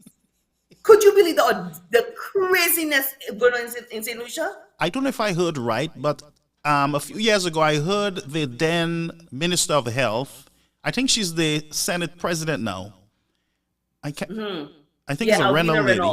Albina Reynolds. She said that, all we need is some chemical, some Clorox and clean up, and we're ready to go. This thing is ready, and you would expect them to walk with the chemical, go down to the factory, get some gallons and start getting it ready to move the people out. And I don't know which one it is. I'm a little confused. Where they're going, and honestly, that hospital is not going to be finished in this term. They have 3.5 years to go. They think, they used to remind Alan Chastain that 5 years is not 40. We need to remind them that 5 years is not 40. A year and a half out of the term is gone, and they've achieved nothing. We do not year in review, Garfield. Yes. They have achieved nothing in this year. You believe so? And I'm probably going to ask you later on what grade you would give them out of 10. They've achieved nothing except paying CXC fees for maths and English for students. Nothing in this year. And they're going to finish their term, and St. Jude's is not going to be completed. That airport is not going to be anywhere started, much less going on or finished. It's not going to happen. This government is on a pause. They don't even know how to start up those projects. But you know what, St. Jude? You know what, St. Jude? I kind of disagree with you. I believe that they would finish it, but the folks, they're going to have some problems with mold and other issues, because they would want to. Because what I realize with them is, once you speak, they act. Once you put pressure, they rush. You remember that with the roads, they said, no, we can't do the roads because... And you saw what happened. In the middle of the rain, these guys went to start blocking holes, and you saw the outcome of that. So I think what will happen is that there's going to be a rush, and they're going to miss a lot of important aspect in that process. And whoever administration is coming in will have a very heavy task on their hands in correcting or heading towards that new building that is in front at that place. Garfield, I know you're not a betting man, because if you want to take a better view, you're not going to finish the hospital. That hospital has too many issues. There are too many issues with that old hospital they are going back to. I know. Mold is number one. Mold, but there are other issues. There's structural issues. There are issues of the height of this thing. That if you're 6 foot tall, you could barely pass in this. There are too many structural issues, which is why the last government had put this project on pause until they could build a state-of-the-art hospital and then go to the work of transforming that into a medical school. But there's no way. The work that has to be done on that old structure, and that old structure has been sitting there from 2016. 2016. That's like 8 years. That's 6 years. Sorry, 6 years. So could you imagine the structural deficiencies and so on from a project just sitting there exposed to the elements? There's no way they can complete that in 3.5 years. You see, the mold alone, I can tell you, based on the air quality and the way that thing is built, you will have that continual battle with mold. And the worst thing to do is to be fighting mold in a hospital. I saw an article recently about mold in a hospital and the number of deaths they cause. Yes, it's bad. The worst thing to have is mold in the hospital. That mold is not going away. It's in the concrete. It's in the walls. It's not going away. We saw the images of them trying to kill the mold with bleach. That's not going away. Bleach don't kill mold. No, they can whitewash it how much they want. It was a horrible decision to go back to that old structure. Horrible. Yeah. And if they're able to finish it, which I don't think they will be able to do, we'll have a shoddy project, a haphazard project, a project that does not have issues for the next 50 years. Yeah. Whereas we could have a world-class hospital with modern facilities that has the ability to expand as the South develops. Because the plan was to do the first level, and the second level would be a future phase. Again, you have to do that forward planning. You can't just build infrastructure now for now. You have to build infrastructure now and for future development. Wow, man. So we're looking at, but I'm not guaranteeing, but I look at these guys, how they operate, and in order to prove a point that our government opened the St. Jude Hospital, it is our government, they're going to force their hand. They're going to push it. And I can almost predict that you will have to bring in experts from the outside to help you fight the mold issues. That is what's going to happen. Yep, but we can bet. They could push day and night. They could push 24/7. That's what's not going to be completed. It's not possible. And we know the bureaucracy is how any government operates. We know the government is the slowest moving animal, not just this government, all governments across the board. So I don't see a hospital finishing. Plus the approvals that you will need in order to get, approval for occupancy. Absolutely. Yeah, you might run into some. So again, the people of the South, they're being again taken for a ride, and it's sad. It's sad that they continue to not have a hospital that they deserve, and it's gone on way too long. But my question to the folks in View Fort and the surrounding areas, how can you vote against development in that area? That area is a gold mine for development. Yeah. That's like the new frontier in St. Lucia.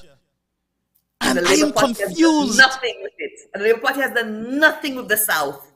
You have a Kenny Anthony who's been there for now 6 terms, done nothing as a prime minister, could have had the opportunity to drive development in the South. Nothing.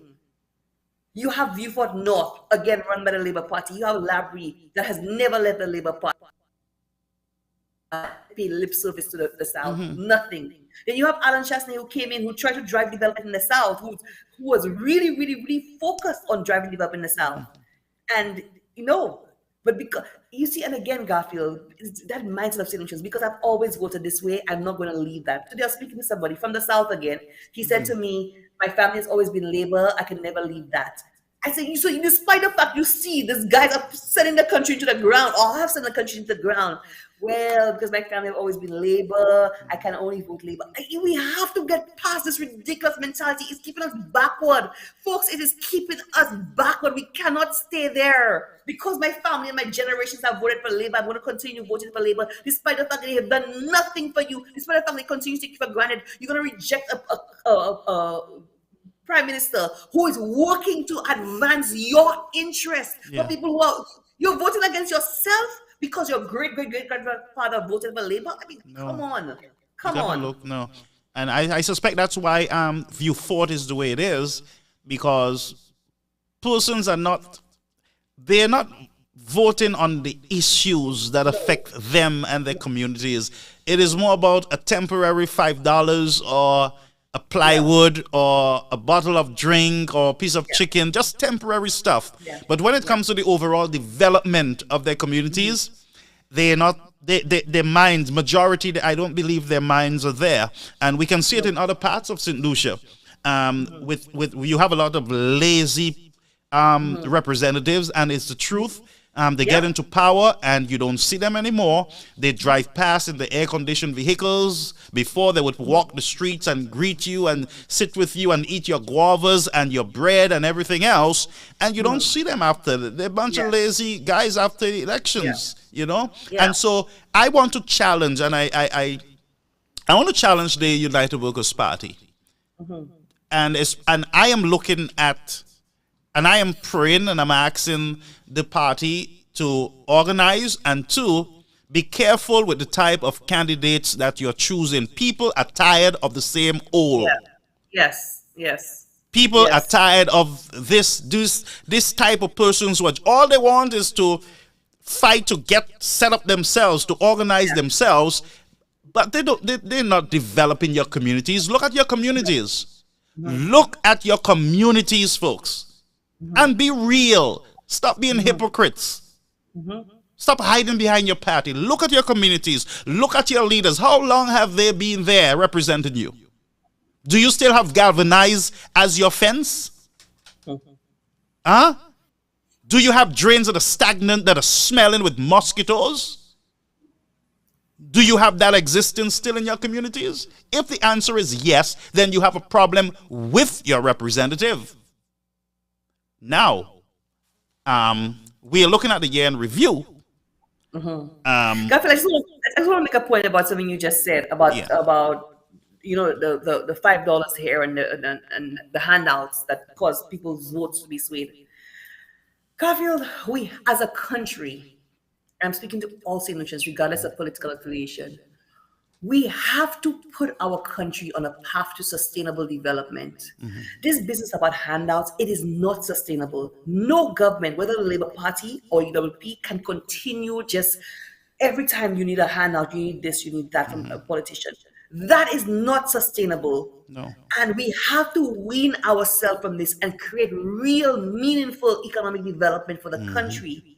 That people become independent, financially independent, and economically empowered, whether through the job creation or the creation of entrepreneurs, small entrepreneurs, and they gradually grow. We cannot continue this handout mentality. We have to, but St. Lucians, we personally have to take ourselves off of it.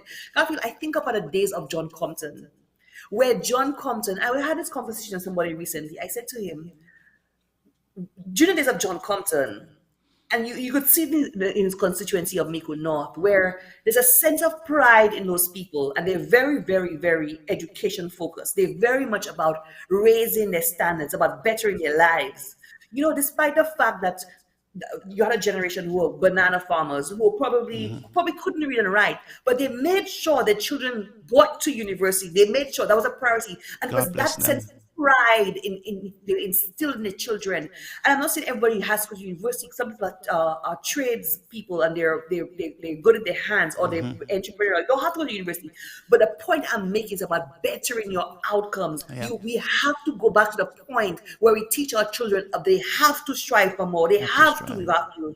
Garfield, my parents, I always bring the point. My parents were born into poverty. They will tell you that they probably went to school without shoes.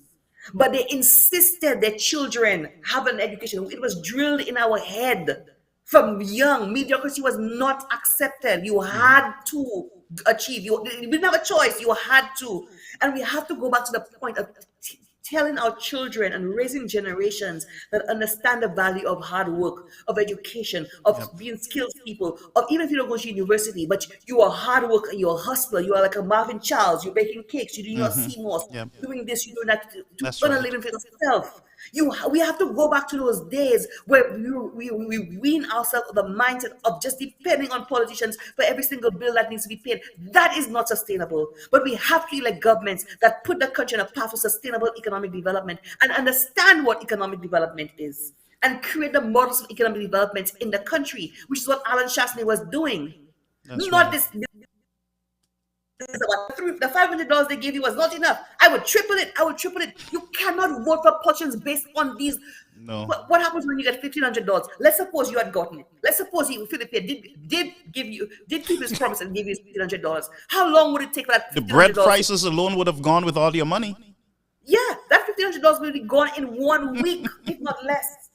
Come on, people. We have to do better as St. Lucians. We have to do better as citizens. We have to stop accepting it and say, no, let me elect a government who has a vision for economic development, not just for now, but for the long term, like John Compton did. He faced so much opposition when he was trying to put in the infrastructure, just like Alan Chasney. When he was building the infrastructure we need for the future, for the next few decades, so much opposition. John Compton faced the same opposition, but no, he kept moving and putting, investing in infrastructure that today we are reaping the benefits of. Where would we be if we didn't have the marina? Where would we be if we didn't have certain infrastructure?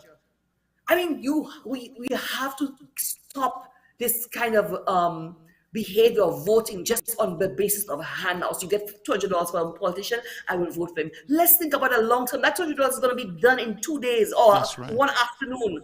I mean, people, come on, St. Lucians, we need to do better. We really need to do better. And it's business about you keep electing politicians because you've always voted for Labour. I supported Labour Party for well over a decade. But in 2015, I could not, in all good conscience, continue supporting a party that failed St. Lucia. And we need to stop this thing that as if you're tied to a party for life. These guys, you're setting up these guys for themselves, and while they don't care about you, let's start voting. Let's start being more discerning in our voting. Let us raise our standard as voters. It starts with us. True. I want to see a more educated, voting public. Persons look at the issues and you vote on it, not temporary things like we said, little $5 and $2, and we, who are in the forefront, got to help with that process in shaping a different mindset when it comes to the politics in the country.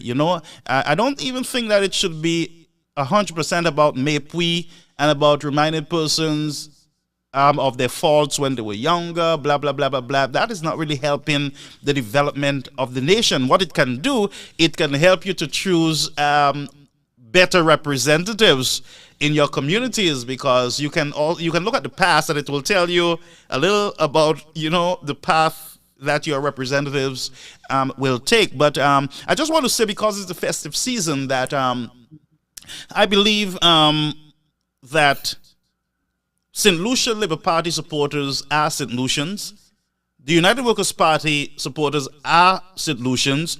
And what needs to be done is both parties need to present to the St. Lucian people their arguments, their proposals and ideas, and allow the people to make that decision. But for you to be presenting errors, lies, misinformation, misleading people, when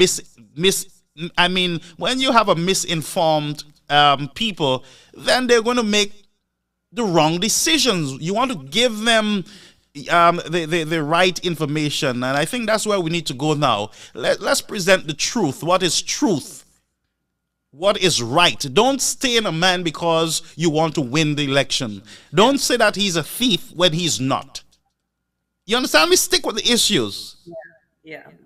Don't say a man is white and therefore should not serve his country. He's a white St. Lucian and he can't serve his country. Those things don't make sense in our society, or in the world, rather. You understand? A black St. Lucian can serve, a white St. Lucian can serve, an Indian St. Lucian can serve. You are St. Lucians, sons and daughters of St. Lucia. Absolutely. But let's debate the issues. Garfield, good luck getting that from the Labour Party, because what they do is conflate issues, confuse their electorate, lies, propaganda, confusion, hatred, division. That is what I saw when they were in opposition. That is what I saw they were creating in society. And today they're reaping the rewards of it, or they're reaping the outcomes of it. But I agree with everything you said. That's what it should be. It should be about the issues, debating the issues. But when they cannot debate the issues, when they cannot point to any legitimate arguments against the restrictions that the government did, which is the restrictions all governments around the world were doing to protect their citizen state, it boiled down to creating an atmosphere of hate and division and racism. And this white man who has a knees on the neck, and they use the Black Lives Matter to play. There was no need for that. And then your people coming to take a knee in the whatchamacallit, Constitution Park. That was shameful. It was shameful. But and St. Lucians allow themselves to get confused by what is going on there, by the noise. So I 100% agree with you. That's what it should be. But we will never, ever get that from the Labour Party. And Garfield, I'm sure you know the history of the Labour Party. This isn't just that now. The history of the Labour Party is that of creating chaos and division, of warfare, of the protest. Labour Party literally, their method in opposition is to literally have a protest every year. Whatever the issue is, if there's no issue, they will create an issue, just as they did in 2020 during COVID. They will create an issue just to have a protest. It is part of their playbook that they have a protest every single year just to create unrest and unease and confusion in the society. And they know an easy society and an easy citizenry move towards changing the government. And that's what they do. It's not based on any level of logical argument. It's based on creating a situation of unease and an instability in a society. And that has always been the case from 1979. If you go back and speak to John Compton, if you have a chance to speak to John Compton today, he was alive, he would tell you what the Labour Party did leading up to our independence. That has been their modus operandi, and it will not change. So we as voters have to change our thinking and our level of discernment. Yeah, the voters. And that's why we're here on the scene to help, our followers, our listeners, persons who, follow our live programs. We can help them to rise above this type of politics and, deal with the issues, let's look at the year that passed. When I came on the scene, persons started attacking me. A lot of them don't know anything about me. Yeah. Persons started, we're doing a year in review, and this is part of the end review. I came on the heavy ammunition because I came on the scene. They question me whether I'm a pastor, an elder, a bishop, a pope. They question whether I am male or female. They question whether I'm a St. Lucian or not. Listen to me, I was spoken the worst, even among Christians. And I was confused. I was like, wait a minute, why is all this? I'm a St. Lucian. I have a right to speak on the development of the country. I'm a Christian. Yes, I'm the salt of the earth.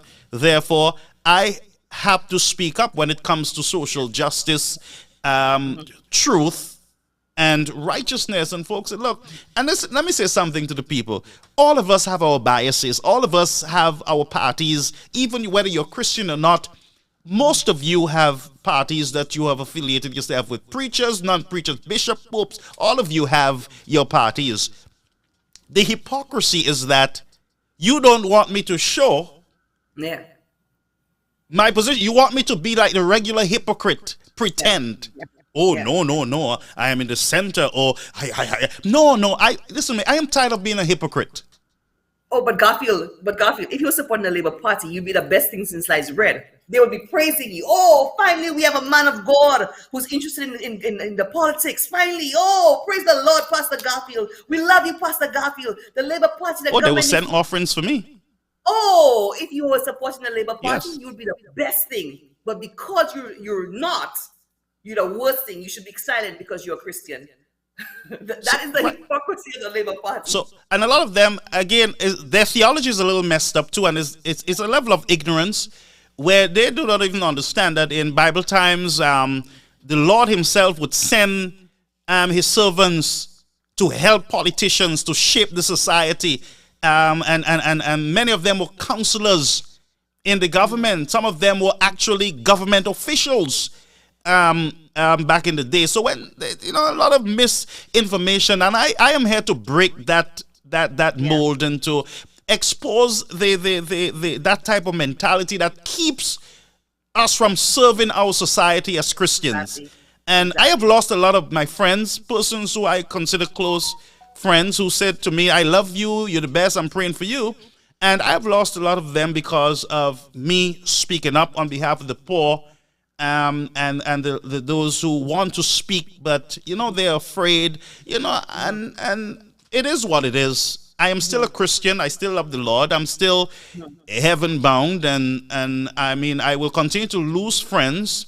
And a matter of fact, I have gained thousands of friends by me just being here. I get calls daily for prayer. People want to commit suicide. People just want to talk. I had somebody call me some months ago, and listen to me. I sat there for an hour. The person was just talking, and I said nothing but The person just wanted to talk. And I listened. How many Christians, believers would allow you? You see that I'm just dealing with the hypocrisy of this whole thing. Yeah. But we are not there for the people. And we saw you being attacked, and we saw the threat. And this is looking back. We saw the threat, and for me, I would not even. Garfield, you suddenly came out this year. This year, you came on the scene. But clearly, you've been the level of knowledge. When I hear you speak, you clearly have been watching this politics for a long years. time. For years. So when I hear you reference things that have happened years ago, you've clearly been observing, but just maybe observing silently. But this year, I think maybe towards the latter half of the year, you came out and have been more vocal about your political discussions. Yeah. So all of the attacks came at you at once. Everything. All of it. I told you it would come, right? But they run out of steam. You did warn me. Brace for it. It's coming. You said, you told me, listen to me, it's going to come at you. Brace yourself. And you were right, because there were times that I felt lonely. I felt like, what am I supposed to do, because I am new? Really well. You handled it very, very well. You know what I was afraid of? That these people try to define you and what you should say and should not say. And you never allowed that to happen. And I applaud you for that, Garfield. For me, I have been attacked by the Labour Party since I stopped supporting them in 2015. But you're different. You're a fighter. Over many years. I'm used to it. Nothing they say bothers me. It bounces off my back. I laugh. Just like Shaz, I laugh in the face of it because I know it's nonsense. They said the woman more resilient. But you can hit a good punch too, you know. I can. When I worked up in the Arctic, my former boss, I said to him, I have been vocal in the politics of St. Lucia for a long time. I said my resilience, my thick skin has come as a result of the attacks I have faced. Whether they realize it or not, all these attacks I have come under by the Labour Party and their acolytes has given me the toughness I need to survive and thrive and grow and do well in Canada. They have given me tough skin and resilience for it. And I hope the same for you, Garfield, and whatever your next step in the journey is in life, in your religious path, if you have a future. Well, I have a big announcement to make soon. I'm looking forward to that announcement. You're looking forward to it? A massive announcement. Yes. The Lord confirmed my journey. And even last night, on Thursday night, I had a dream. I'm a dreamer. And surprisingly, I saw in my dream, I was in Dennery, and we were walking by the cemetery area, and Mr. Shaste patted me on the back, and he said to me, "You can do it." And I'm like, what is this? And then we walked through, and we were looking at the developments in Dennery. And I don't know what it is, but I saw something in my dream. But anyway, you all can guess what my announcement is going to be. It could be that I am moving to St. Lucia to become a minister in St. Lucia, or to, when I say minister, to, an officiant, to marry people and those kind of things. You can never tell, or, life is very strange. So those of you who start scratching your head, or you're calling your Labour Party friend to say, hey, you all hearing this? Video live now, but that is something different. But I'll tell you, I really want to understand, this whole idea of me coming on the scene early in the game. Did you know anything about me before? No, I didn't. You didn't know who I was? I had no idea who you were. So how did you come across? I think it was when you started speaking out, and I met you in New York at the launch of the UWP caucus there, and that was it. But like I said, obviously you're very, very knowledgeable. You've been keeping a close eye on politics before. Your command of Pato, when they were saying this guy is not St. Lucian, well, you're probably not born in St. Lucian, but you're very much St. Lucian, and I was amazed at your you went into the patois. I can't speak patois. I was born and raised Patois in Creole? Lucia. You can't speak I patois? know I can't speak patois. So I'll be but you- teaching both you and Shas some patois because Shas, Zoni yeah, parle yeah. Creole. You'll have to teach both me and So you are not a St. Lucian because you can't speak Creole. Yeah. No, I can't. But Garfield, you know what? I think I hear what you're saying, and you haven't said it clearly. But I think both you and I think there's a desire in both of us to come back home to serve our country. And we see the potential for St. Lucia. We see that St. Lucia could do so much more. We see St. Lucia, in my mind, we can be and we should be a world-class country. Not just for tourists, but for St. Lucians. Yeah. And we should be able to raise the standard of living for all St. Lucians, to make St. Lucians economically empowered, like I said earlier. We deserve that. We owe it to ourselves. We can get there.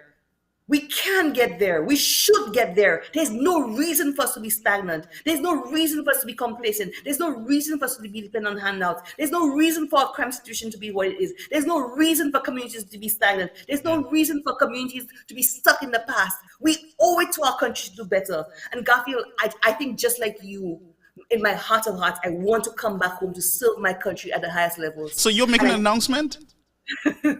Because look, somebody just mentioned your name there. They're saying the next sitting minister, Miss Minerva Ward.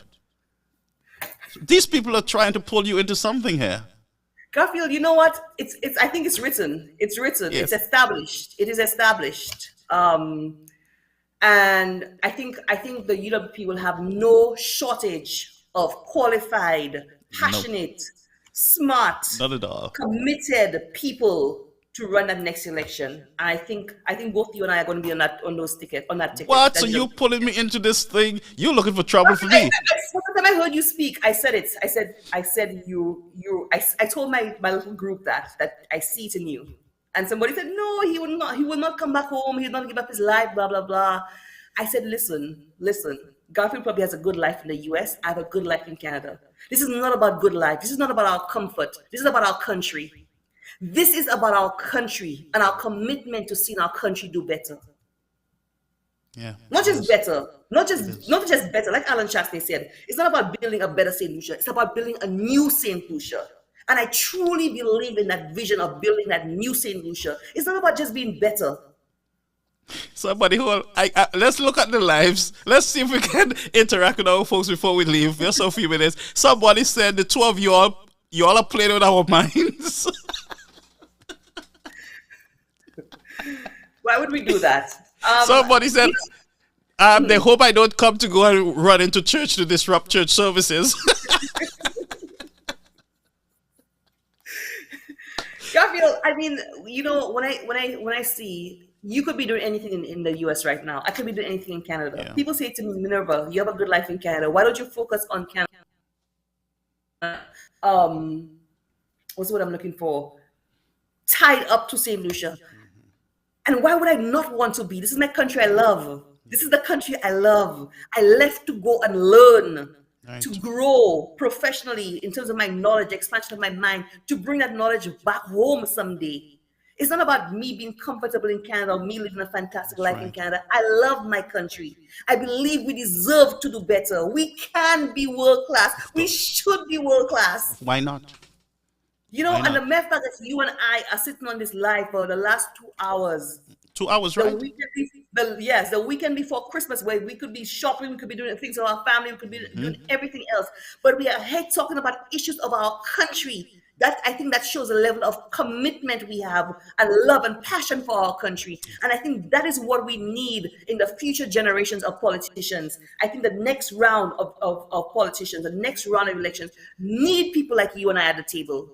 They need our minds at the table. They need the fact that we've lived and we've lived abroad. We've had that international exposure. We have the passion. We have the articulation. We have the ability to speak to St. Lucians. I think that next round, the UWP needs candidates like you and I on that ticket. Yeah, before I agree with you, but those people under the live, they want me to talk a little more, but I'm not going to do that. You know, I actually met with a group of young persons in London from Dennery. One was from Castries, but majority was from Dennery. And I sat there and I listened to all the concerns. And one fisherman said to me, I know what is happening in Dennery. And I can guarantee you that I'm going to get all my guys together. And we're going to ensure that we have a different representative in this community. I'm not saying Mr. Prosper is a bad guy. He's not a nice fella and everything else. But based on what he's saying, that the guy is not really, he promised the fishermen a lot of stuff, a lot of promises, and some of these guys were actually given certain stuff to actually come out. And I sat for an hour listening to those guys' concerns, from the multipurpose center to the field, having benches there for the sporting, the people there, in generating employment in that community, attracting businesses, believe it or not, in the community. And I listen. You know, most of the concerns about young people and sporting and the drains and, you know, stuff, the Daito there for the fishermen. And I say, whoa. They actually sat with a list. I felt like the minister for Dennery, and I was like, wait a minute, so what do you all want me to do? What do you all want me to do? They say, man, listen to me. If you take a go at it, we're going to stand with you from up here and go. And those of us who are down there will stand with you. I say, you know what, guys? You all just pray for Dennery. Pray for your representative. You folks voted for him. Pray for him. And when the time is right, you will make your decision. You will make a conscious decision. A conscious one. And then maybe you can help with the transformation of your community. But people are speaking. People are concerned. And I listened to a young lady from Castries, and she said to me, you know, I voted for Mr. Pay. I asked her, but tell me, what have this man done for you in your community? Oh, well, he built a road. I say, hold.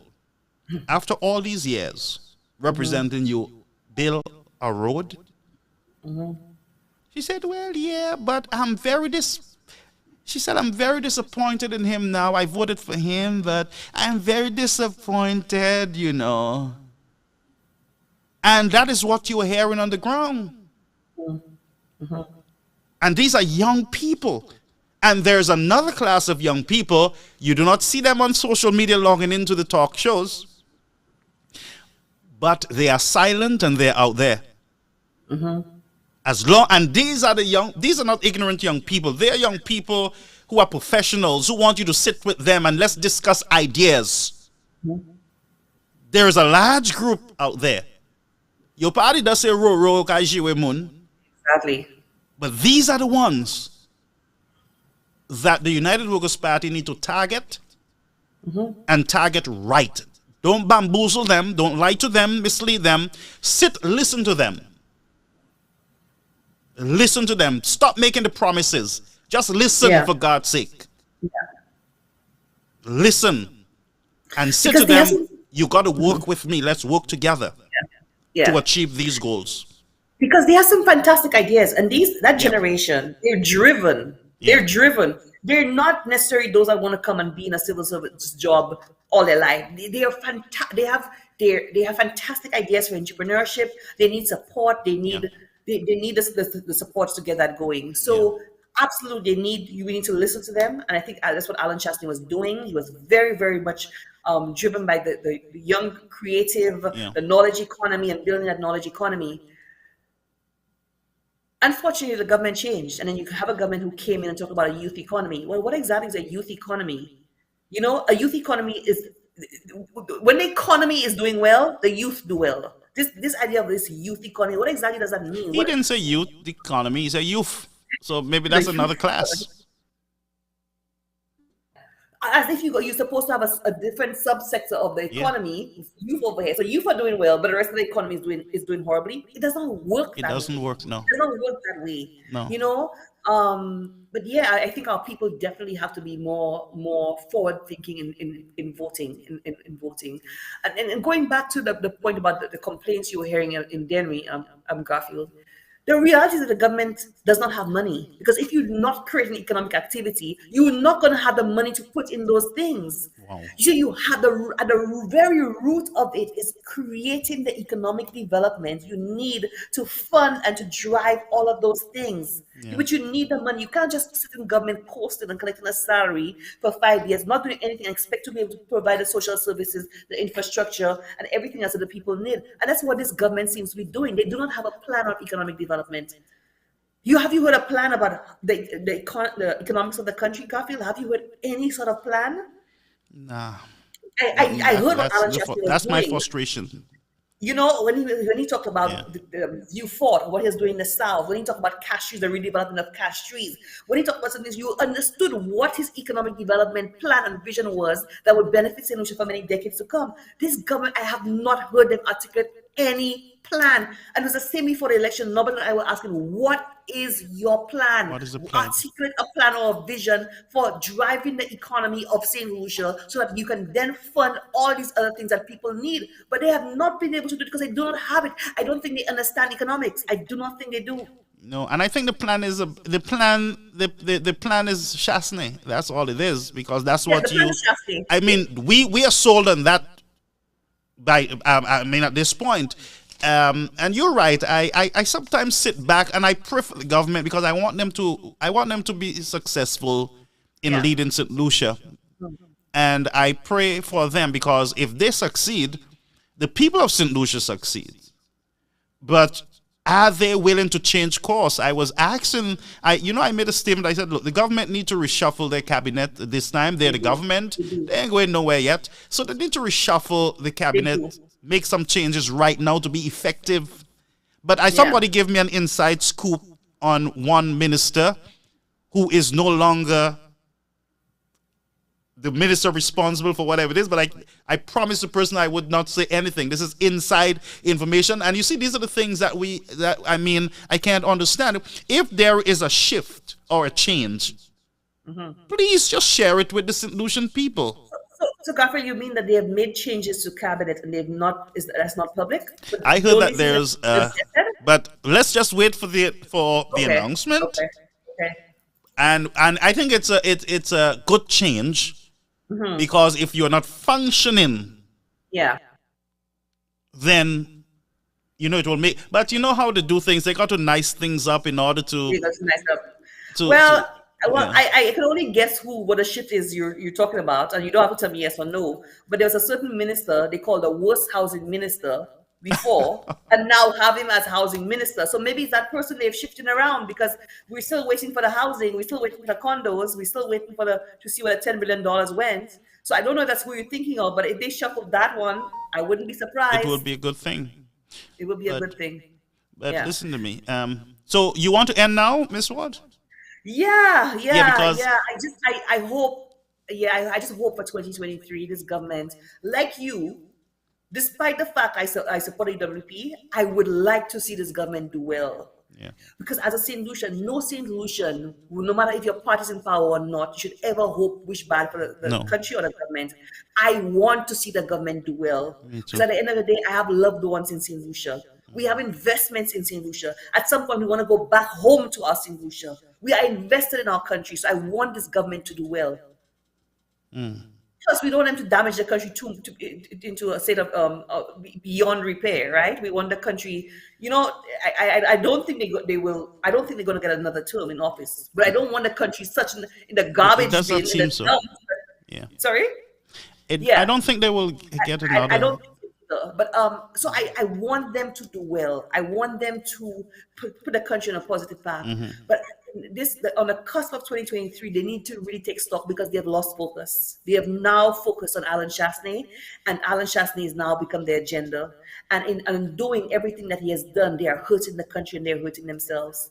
And time is passing, and they're losing ground. And I have never seen a government lose popularity so quickly. And they need to refocus on Alan Chasney and focus on getting the work of the country done. Focus on the agenda. Go back to their manifesto and start getting work done and stop this obsession with Alan Chasney. True, because I think they can do a better job if they just focus Yes. on the development. Forget about all these petty, childish games that every time you open your mouth is about Chasney. Chasney. I mean, every second something go wrong, you stump your toe, Chasney. Your waterfall in the house, Chasney. Something go wrong in Viewfort, Chasney. I mean, it's time for them to refocus so that they can work on behalf of the people of St. Lucia who elected them. Absolutely. Absolutely. Yeah. And we continue to pray, and I want to wish you, Miss Ward, happy season's greetings to you. Thank you. But Garfield, before you go there, what's your grade? What grade would you give them out of 10? Okay, out of 10. I got to be honest, or people will stop following me. Out of 10, I would give them a 4. Why a 4? Why a 4? Because, and this is very difficult. I'm just trying to be nice with the 4. And this one is hard. This one is hard. The truth. The 4 was just for me to be nice, honestly. I give up. I try to be balanced and nice, but honestly, I can't. The truth is, there's not much that I can point to. Most of what I can point to are ideas and programs that were already in the making. I have a call coming in to save me. I don't know if we should take it. Yeah, let's take it. I'll tell you what I gave them after. I'm looking forward to this one. Caller, you're on the air. Please save me. Garfield, out of 10, I'll give them a 0 because they have not achieved anything. Our crime rate is totally out of control. The prices of goods and services have skyrocketed in St. Lucia, and they are telling the people that there is absolutely nothing that they could do to give them some relief. That is not what they said on the campaign trail. Our healthcare system is worse than ever before. They just paid a Trinidadian, it got leaked out, over $3 million to clean up the mold in St. Jude Hospital. And you and I know that mold is not going anywhere. It's there to stay. Mm-hmm. They have stopped all the projects. They have given people handouts. And I was just in St. Lucia recently, and people are just cutting trees, gum trees by the road. And to me, that is not even necessary. To me, you should just give the people the money, in my opinion, rather than doing that to them. They need to empower the people. This is a wicked government. They lied to the people. To date, where is the $1,500 that they promised the people? All right? They said that they would pay income tax refunds within the first 100 days in office. They have not done that. They also told the people that, they also said that the people who are earning less than $4,000 a month would not have to pay taxes. That has not happened. Clearly, this government lied to the people. They must go. They have not performed. They have failed miserably. They have wrecked our country in just 1 year. Wow. Thank you. Happy holidays to you, my friend. And happy belated birthday, Lincoln. And happy belated birthday on behalf of Minerva and myself. Thank you. Enjoy it with your friend Kiki. Our. Yes, I appreciate it. Thank you so much. Thank you, guys. All right, no Lincoln problem. Keep on Thank you. doing the great work. Better You friends. guys are doing a wonderful job. Thank you, my friend. Thank Thank you. you, Lincoln. Lincoln needs to keep better friends. Anyway, Garfield, I was saying, Yes. yeah, I will give them my score, and I give them a 0.5, a 0.5. Zero Garfield, point five. like Lincoln said, let me tell you, this government has failed on every single front. I find difficult to point to anything they have achieved in this year. Like I said, they've paid CXC Masters English. That's the one promise they have kept. They have not paid people their tax returns that they promised. They have not raised the threshold they raised the threshold some, but not to the $48,000 a year they promised, not to the $4,000 a month they promised. So far beneath that. They have not kept their campaign promises. There's misery in the country. They have not been able to give St. Lucians any meaningful relief. We have a recession coming next year, Garfield. Yeah. This government has not, they are ill prepared to manage the recession, or they are ill and they have not prepared solutions for it. The crime situation, they have given up on the crime situation. They have sold our ports or leasing long term for 40 years, our key infrastructural assets to foreigners. This government is just the gas prices, Garfield, you know, we live in North America, so we see the gas prices when they go up and down. The gas prices have been down for almost 6 months now. We're paying low prices in gas for almost the last 6 months. They have not given St. Lucians a break, a reprieve on the gas And situation. why? Because they're trying to raise revenues on the backs of St. Lucians. Despite the hardship and misery taking place in the country, they continue to raise revenue on the backs of St. Lucians. Despite the fact there were so many issues they had raised when Shastney was in, when the gas prices were much lower, they are now doing the worse than what they complain about. So 6 months, the gas prices have been down. They refuse to give St. Lucians a break on the gas prices. Garfield, this government has not shown that they have any ability to put St. Lucian on a path to progress. I give them a 0.5. I give them a 0.5 out of 10 for the performance for 2022. But I certainly hope that this year, that 2023, they can improve their performance by, again, going back to their manifesto, going back to the agenda, stop the petty politicking, stop the focus on Alan Shastney, and get back to working on behalf of the people who elected them. And hopefully by 2023, they may be able to get to a 4. But you're very generous in giving them that 4. You know what? I just remember why I give them the 4. I give them the 4 because they have a lot of stick-to-itiveness when it comes to attacking Mr. Shastney.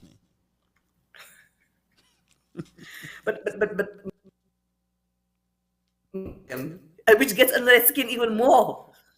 So I'm not even giving them points for that, because if you want to attack your enemy, it should be bothering your enemy. He's not even bothered by the attack, so they can't get any points in that. For me, I believe the U.S. Army should recruit all of them. They'll be good.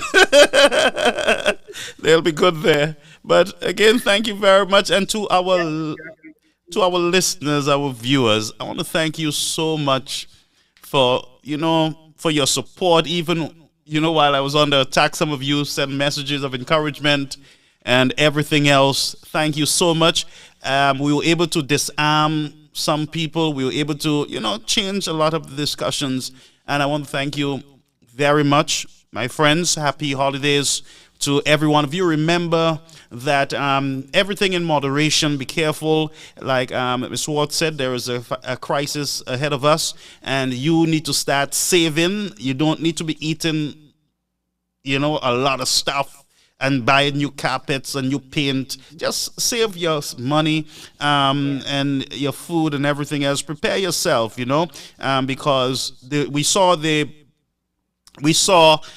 price of bread going up. We see the gas prices are up, and it's going to get a little rocky. I believe that this crisis is going to be deep, and then you might get some relief maybe a few months after that, 11 or so months after that. But you want to prepare for it, and be kindly affectionate one to the other. Be kind to your neighbor. Show some love, whether they're SLP or UWP or one St. Lucian. Show respect, love to all that you come across. But remember to stick to the issues. All right? When you're discussing, forget about the MEPWI. Issues. And, we'll get through this together. So Absolutely. blessings to all. Let me just, Miss, if you have to go, because I will stay for 2 minutes just to Yeah, this is greet what you some mean. of my Yeah, folks. I just want to just acknowledge Norbert Williams, Oh yes, a close friend of mine who yes, was loved by all please. of us, loved by the UWP. Brilliant mind, like I said on my post. Brilliant mind. He used humor, he used entertainment in delivering his message. And he's sorely missed. A night like tonight, Norbert would be under our live. We'd be chatting before we went live. We'd be discussing ideas. Someone I spoke to every day. I miss his humor. I miss his jokes. I miss his insults. I miss his teasing. I miss his, his playful insults and the banter between the two of us. And yeah, I miss his brain. I miss his friendship, and he is loved wherever he is. He is loved by the UWP family, and his funeral is on the 21st, which is Wednesday, 2:30 p.m. Yes, he will be laid to rest at the Grosley Cemetery after that. So, yeah, I want to say condolences to his family and all the UWP family. And I want to wish everybody a very safe and Merry Christmas. I hope there are no more killings for the year. I hope everybody can go out and have a good Christmas again in moderation, because we have a recession coming. So curb the unnecessary spending. Christmas is just one day. Remember the meaning of Christmas rather than the materialism of Christmas. And just stay safe, everybody. Stay safe, and we'll chat in the new year, but be good. Thank you, Garfield, for having me on the show tonight. Yes, no problem, my friend. Thank you for coming on. So I'm going to stay on just for a few minutes to just look at some of my folks, greet them. All right? Bye, Thank you so everybody. much. Bye-bye. Now, folks, I just want to share something with you while we're here. Norbert, many of you would remember him by this song. Let's see.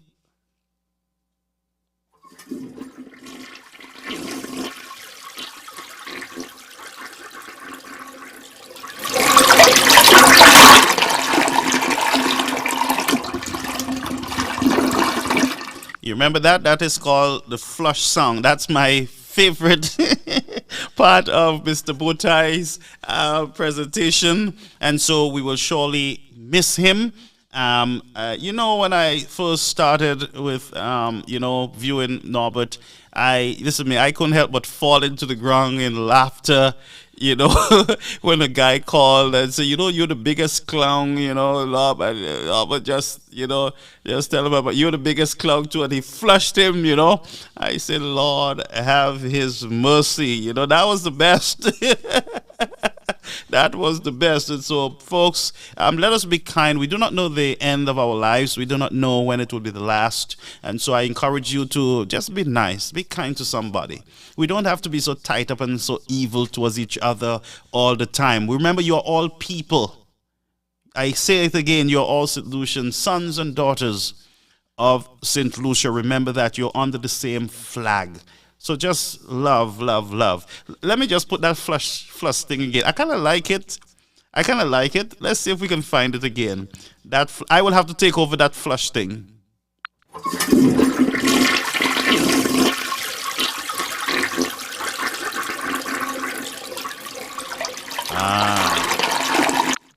Precious memories, ain't it? But this is just part of life, my friends, and so we got to cope. And let me just look at the folks here and see if I can do some greetings. Catherine McFay, yes, still heartbroken. Yes, still heartbroken. Jeremiah, Flushing man, yes. My spiritual mother, Joycelyn Fletcher, Dr. Fletcher, good to see you, Doc. Carol, blessings to you. BBDD, howdy. Jeremiah, season's greetings to you. Where's my friend Catherine St. Bernard? I am still upset with you, Miss Bernard. You have big party and you never invited me birthday party. At least I could have come and do the blessing for you. What? I'm not your preacher man anymore? I could have done that blessing. So I'm still looking forward to my gift. Yes, you have to bring a gift to me for you not inviting me to your party. But Catherine, I love you. God bless you. Thank you for being a valued supporter of this program, and my friend Tua. my friend. I love her so much. By the way, I have to give you a shout sometime this weekend, my friend. All right? You stay positive. She calls me preacher man, and I love that. She said, my preacher man. Thank you so much. Thank you so much. Maggie, good night to you. Molly Mall, my booking manager, she's there. Also, we have a lot of bookings that are already on schedule. We're trying to see how we can schedule them. All right. Yes. John, how are you? Yes. Carmen. Yes.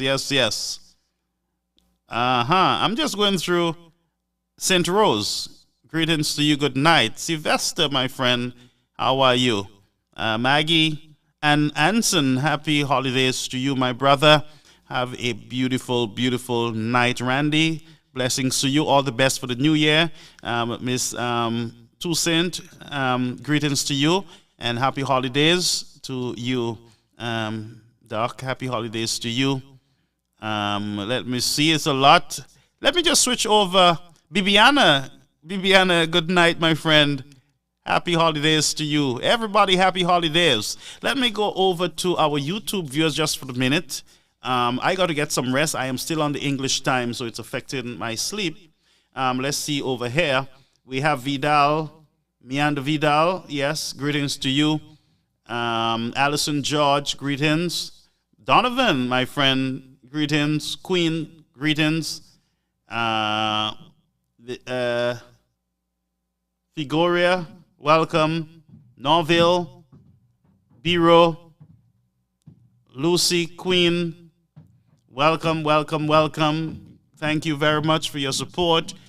And please enjoy your season. And remember that life is the most precious gift of all that was given to us by our Creator God. And therefore, we are to use it wisely. And let us use it for good and not bad. Let there be peace in St. Lucia, and let that peace start with you, and let it start with me. I would see many of you, God's willing, at some point. I am still working out that flight schedule, but I will see many of you, God's willing, soon. So blessings, folks. Have a beautiful night. Thank you for being here. Remember, we love you. Thank you for all the support and all the love. Let's stick together and get the work done. Remember, righteousness exalts your nation. Beautiful night to you.